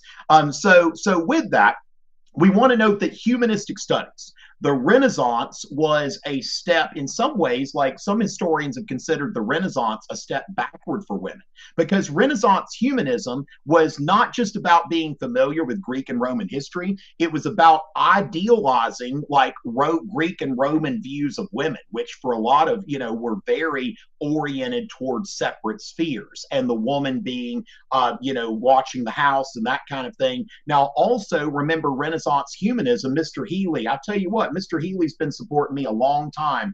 So I appreciate that, Joe, giving a shout out to Mr. Healy, the best. And so, yeah, there's nothing left in the cup now. The French press is basically empty. I need some more coffee. So as far as that goes, the men got to participate more in humanistic studies because it required such an education. Okay, it required you to be highly educated to be able to read Latin. Okay, that was something that was very important there. So with that, we see that women are largely being left out in the Renaissance. Now, the Protestant Reformation, one thing to note about this, when we think about the Protestant Reformation and the printing press and print culture, we see that literacy is going up, especially in vernacular languages. And so especially in Northern Europe, because the idea was Protestants said, everybody needs to learn how to read because everybody needs to read the Bible. Even women, okay? Even women need to know how to read the Bible. And so when we're thinking about that, we see this rise in literacy and print culture is also affecting women, especially in Protestant countries. And so then we go to the French Revolution, which is now, of course, before that, you've got Queen Elizabeth I of England.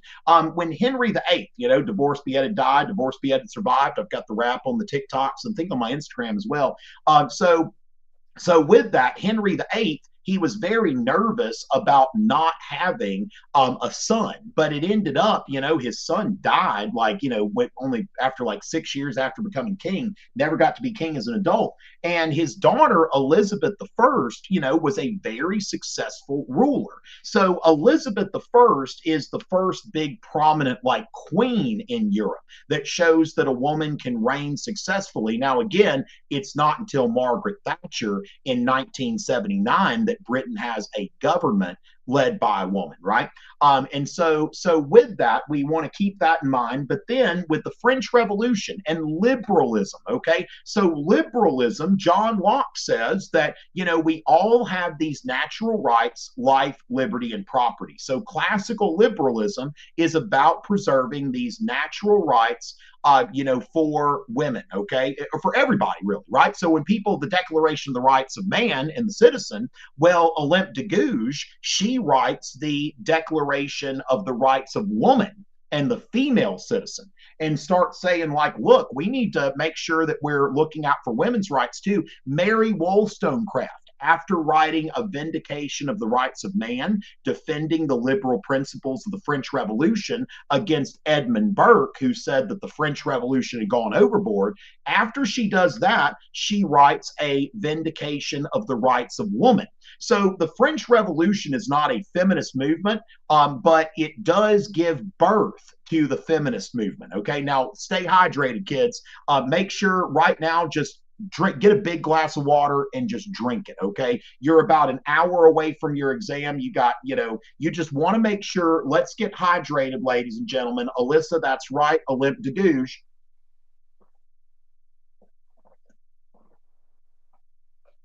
Yeah. Stay hydrated. Yes. Mary Wollstonecraft, excuse me, was the mother of Mary Wollstonecraft Shelley. Okay. Now, Queen Victoria, she is, in the late 1800s. So Queen Elizabeth, 1500s, Queen Victoria, 1800s. But basically, you see, and Queen Victoria is another, successful woman as monarch. But again, we don't see any women in parliament or running the government and that kind of thing. Okay. So this is something when we think about Mary Wollstonecraft and what they call first wave feminism. This is largely about political rights, especially the right of suffrage, the right of women to vote. I tell you what, Nietzsche, well, that's a good one, Yina. I might get to that one.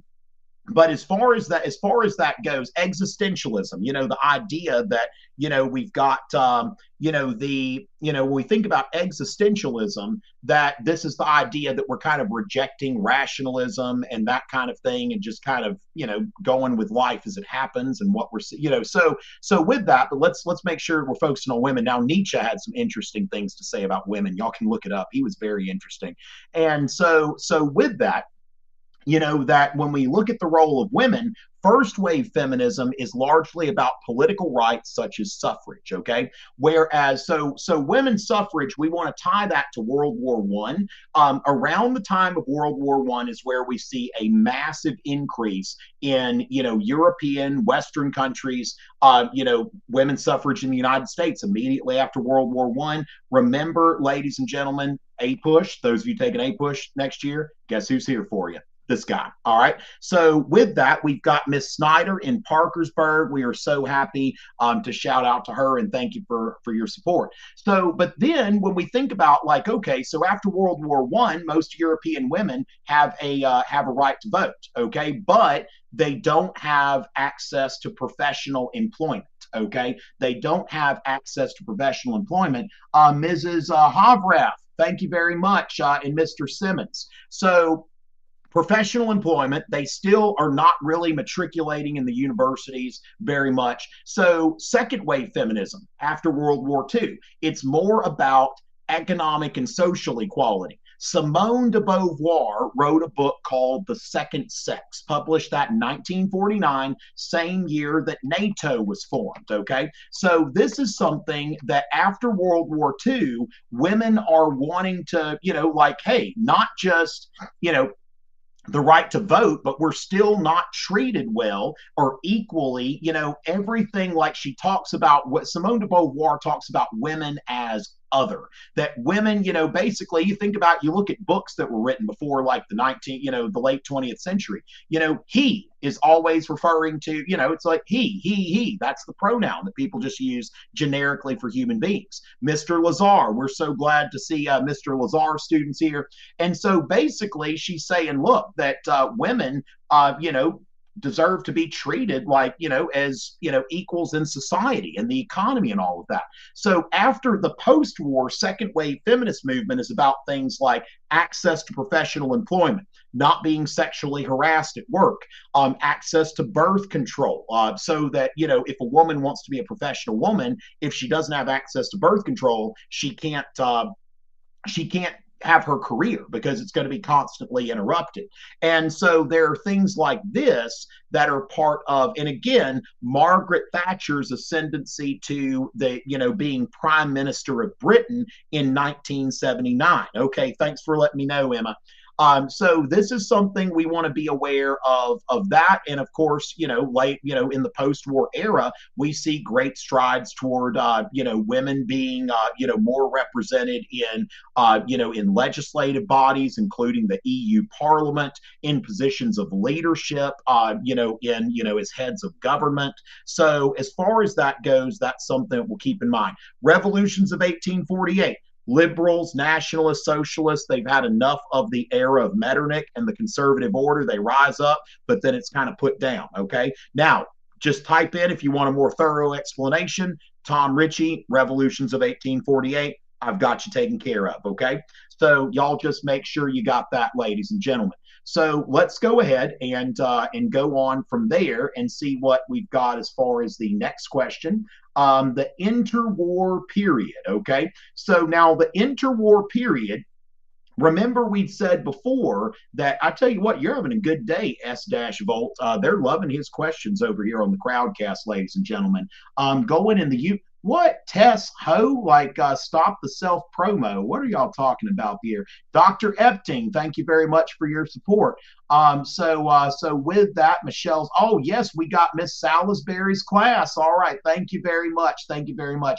Mr. Denham, ladies and gentlemen, John Denham. I tell you what, they are watching in Indiana, and I could not be more happy about that. So, ladies and gentlemen, Mr. John Denham stuff, thank y'all so much.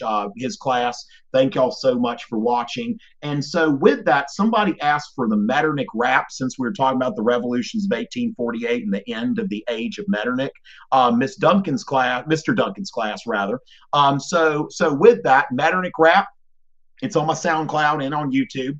What up, Europeans? It's the ladies' pick. Austrian Prince Clemens von Metternich, aristocracy's savior. I'm the man of the hour. Gonna carefully restore Europe's balance of power. Eat nationalists for breakfast, liberals for my dinner. Gotta be conservative if you want to be a winner. I'm the coach man of Europe, so you better hold your horses, because all the great powers are about to join forces. Napoleon thought he was too big for Elba, so we put him on a boat straight to St. Helena. Threaten European peace, so we set him adrift. Shake the French Revolution off like Taylor Swift. Come on, Talleyrand, take a seat at the table, because Europe needs a France that is strong and stable. There's no need to punish France. We just want to keep order and restore the old 1791 borders. The liberals have ideas that they want to express, but I shut their mouths up when I censored the press. Stability between and within European states, that's the goal of this order that I'm trying to create. So join me in Vienna, where a Congress is in session. Together we can stop the revolution from progressing. This conservative order, no, it ain't gonna fall, because I build coalitions like Trump builds walls. Okay, that was around that is a 10-year-old rap now. I mean, that has been around, ladies and gentlemen. Jordan Cole, a lack of confidence does nothing for you. 85% of the things that we're afraid of never happens. Okay, so oh, y'all want to see that? Y'all want to hear that new one? I'll get to that Glorilla and Sexy Red Protestant Reformations rap. Okay, so Dylan, I'm not so sure about that. What does that mean? I tell you what. Oh my goodness, the European Union Treaty of Utrecht, 1993. So the interwar period. Now Metternich at the Congress of Vienna said, "Hey, yeah, France started this war, but we need a balance of power. We need to not punish France." France needs to be reestablished as a great power and integrated into the conservative order. Now we get to the Paris Peace Conference after World War I. France says Germany started this war and they need to pay. Now, to the extent that Germany started World War I, that's highly debated. But then, basically, Woodrow Wilson's like 14 points, peace without victory. France like, shut up. We want to punish Germany because Germany started this war and they need to pay. So Article 231, Germany takes responsibility for starting the war, which basically, Germany takes responsibility. Let's see, Hamad, let's try not to spam the chat too much there with long chats. Germany needs to be punished. Germany doesn't need to be reconstituted as a great power. They need to be punished. So Article 231, Germany takes responsibility, kind of like if you have a wreck and it's your fault. If you have a wreck and it's your fault, you have to pay for the whole thing. And so Germany says the war was our fault. They've got to pay reparations to France and Britain. Of course, that kills their economy in the early 1920s, and the United States has to build them up. Okay, the United States, oh gosh, great question. It's a long time ago, Toshawn. But as far as that goes, the United States has to come in with the Dawes Plan, and they've got to bail Germany out. Okay, they've got to bail Germany out, so that everybody can pay their bills and stuff.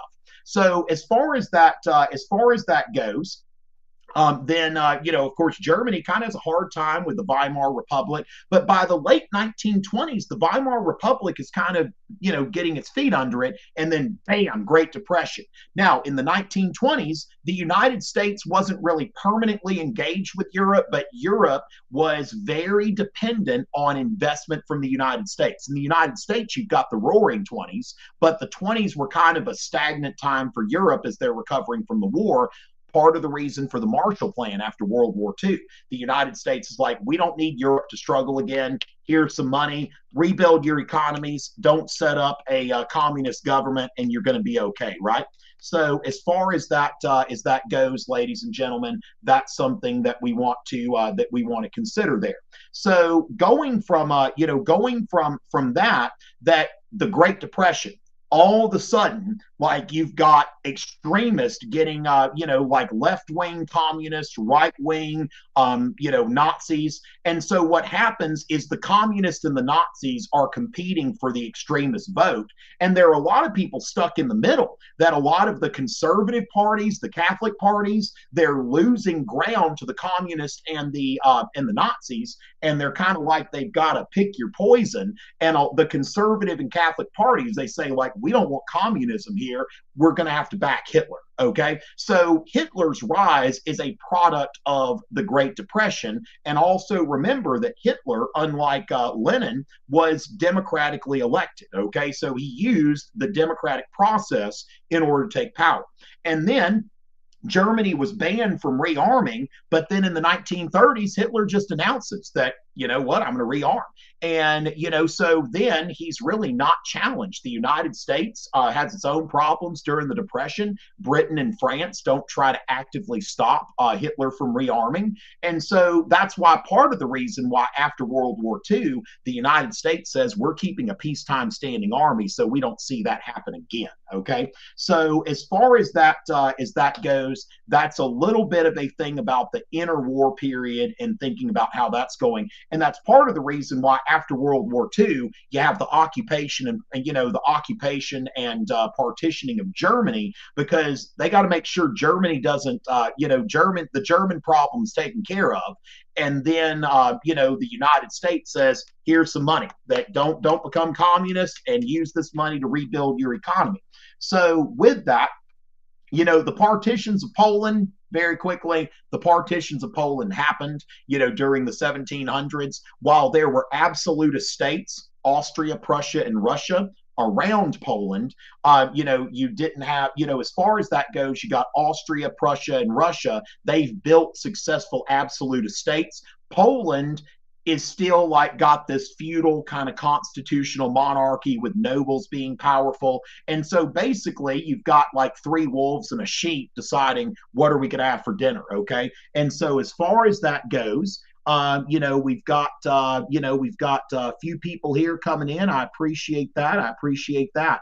And so with that basically they just decide like Poland's weaker than we are, and in like three different kind of phases they partition Poland out of existence. And so Poland kind of comes and goes, but the partitions of Poland is an example for, if other countries around you are building strong centralized governments and strong militaries, you might need to think about doing the same thing yourself. Okay, so going from there, ladies and gentlemen, let's see what we've got here. Goodness, okay, I'm gonna have to let's see, some of y'all folks I may have to mute or something like that. Again, if we're spamming long chats, let's be careful that. Yeah, we shouldn't be. Now, I'm just going to give a warning on the Crowdcast chat that if y'all are spamming the chat with very long posts, I'm going to start kicking people that do that. Okay. So as far as that goes, ladies and gentlemen, Let's see what we're going to next. YouTube chat. Oh my goodness, Noah. Thank you so much, Noah and Ethan, with the super chats. I tell you what, look at that. Look at that. Thank y'all. Shout out to your teachers. Shout out to Mr. Jandy Anderson. Okay, let's talk about the phases of the French Revolution. I'm getting some French Revolution in the chat. So the French Revolution starts with the liberal phase, right? The first phase of the French Revolution is the liberal phase, where the goal is to create a constitutional monarchy in France, very much dominated by the bourgeoisie. That's about 1789 to 1791. Now, the civil constitution of the clergy is part of this kind of liberal position. Now, there are some things about the civil constitution of the clergy that are illiberal, because if you want a liberal relationship between church and state, you separate them, right? But, you know, the civil constitution of the clergy sought to regulate the Catholic Church and bring it into the nation. And so that was something that happened there. I've got a lecture on it. But the first phase is the liberal phase. And it's basically, let's create a constitutional monarchy, a legislative body, the National Assembly, and let's get rid of the estates, let's get rid of the privileges of the nobility, and set up a liberal nation. Remember the twin pillars of the French Revolution: liberalism and nationalism, okay? Liberalism and nationalism, okay? So those are some things that we've got there. So with that, and Isaac, maybe they are being helpful. Y'all just, maybe y'all can start a group chat or something like that. So it's just something that, a lot of people just, long chats, they just kind of take up a lot of space. And so with that, the liberal phase of the French Revolution gives way in about 1792 to the radical phase, okay? And this is the one that where, they're like, get rid of the monarchy. You've got the Jacobins end up, taking power there. And, instead of regulating the church, they ban the church. During the radical phase under Robespierre, about 1793 to 95, or 1793 to 94, that Robespierre is abolishing the monarchy, executing Louis XIV, and Louis XVI, rather. Nobody executes Louis XIV. Louis XVI and Marie Antoinette, they let Louis XVII die in jail as a child. And so that is something where the guillotines are going. The church is banned, Catholicism. There's this whole de-Christianization program. And then the Thermidorian reaction happens in 1794. The Directory is in charge for about 5 years. You don't really need to know anything about the Directory except that it happened. And in 1799, of course, you've got Napoleon. And then, Napoleon takes over, as first consul, then as emperor and all that. Now, there were some requests for the new Reformation rap. Okay, so let me go ahead and find that. And so that's something. Let's see. Where is that? Let's see here. Let's see. Glorilla. What you know about me? Instrumental. Okay, so let me just go ahead and get that instrumental going, ladies and gentlemen.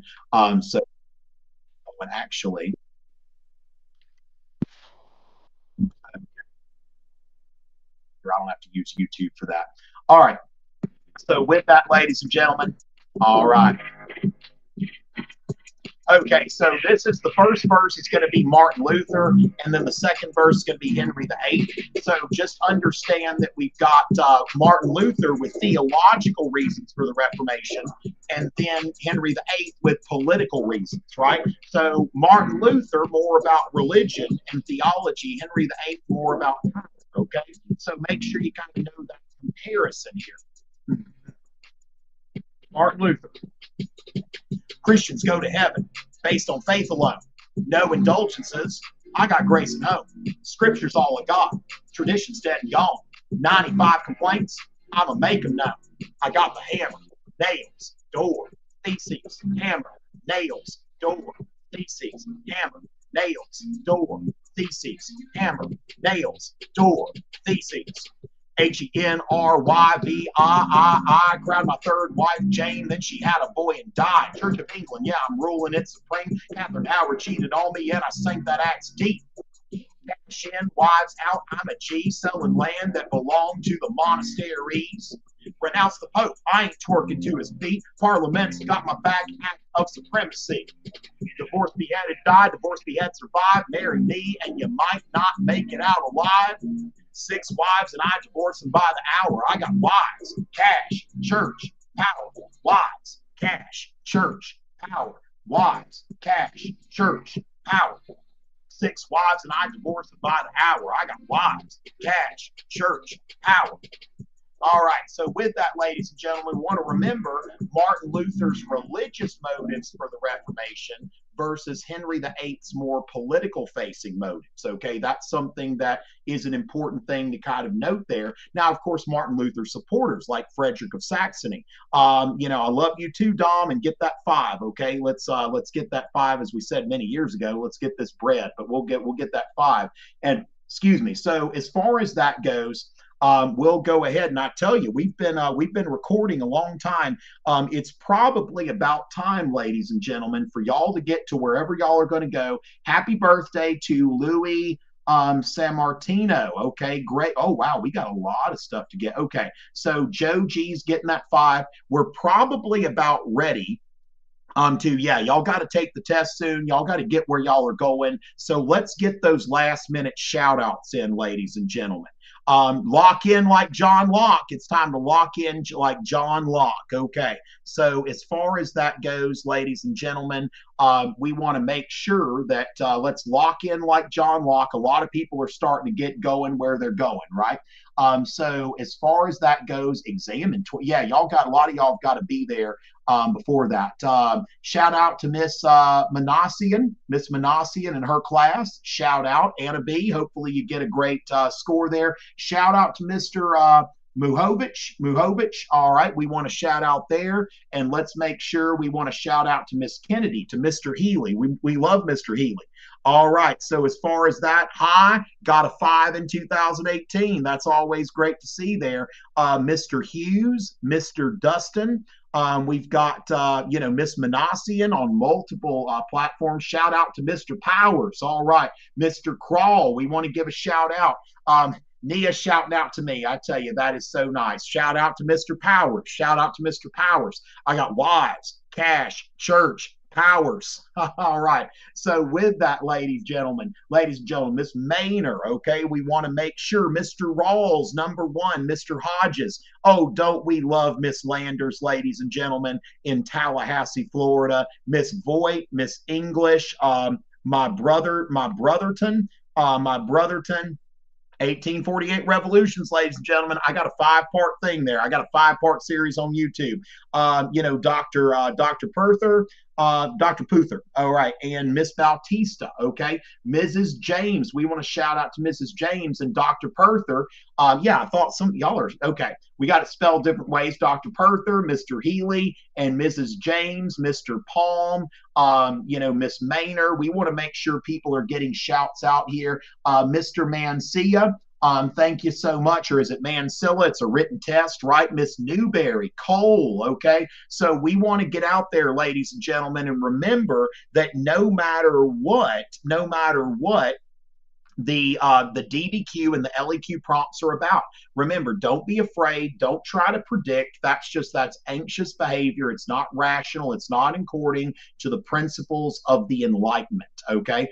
Shout out Joseph Tho. All right, so as far as that goes, we'll reckon with a recommended creator there. Okay, so as far as that's going, ladies and gentlemen, we've had a great time here. Mr. Articoy, we're going to get that W. We've got here. So cows drink milk 23. Hopefully you're ready to take that exam. And let's see what we've got here. We got any more, Dr. De Diego, Miss Bon Jovi.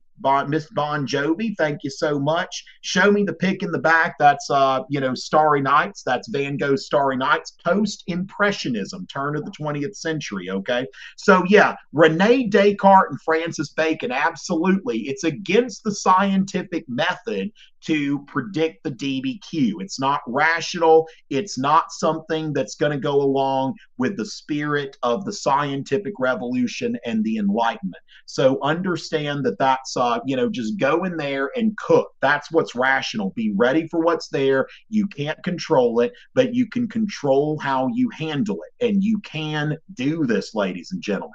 I don't predict. I cook. Okay. Tell yourself that. New monarchs, they are consolidating power, centralizing, especially things like tax collection. And in Spain and England, they are determining the religion of their people. They're controlling religion, Protestantism in Spain, and Catholicism in Spain, Protestantism in England. We love Mrs. Underwood. Shout out. Okay, so we've got that. All right, Nia, thank you so much. Isaac, let's cook. Lauren, if she's still here, let's cook.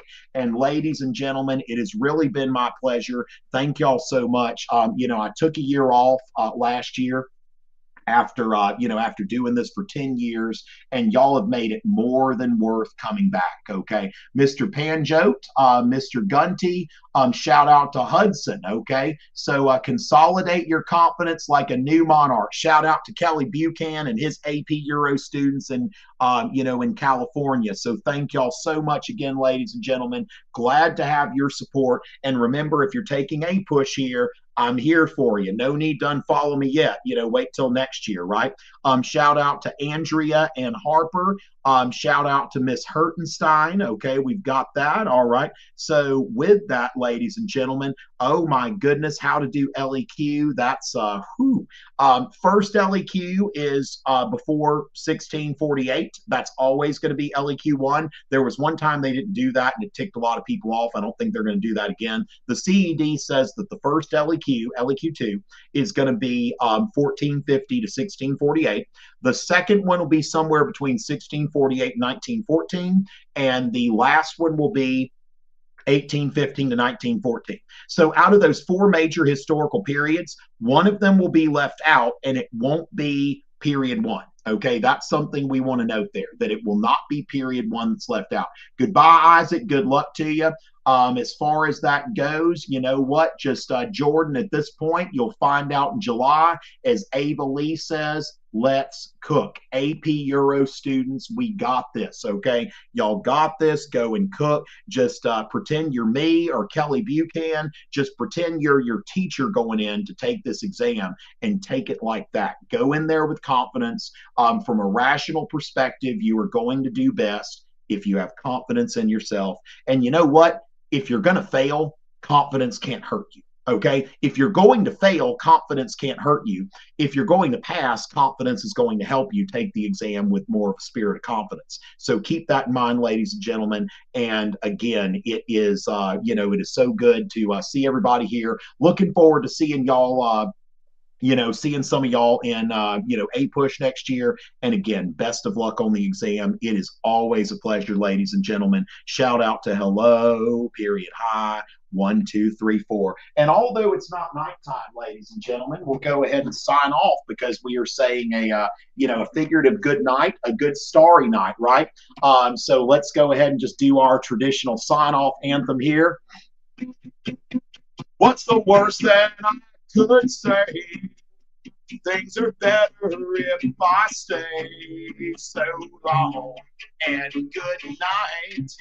So long and good night.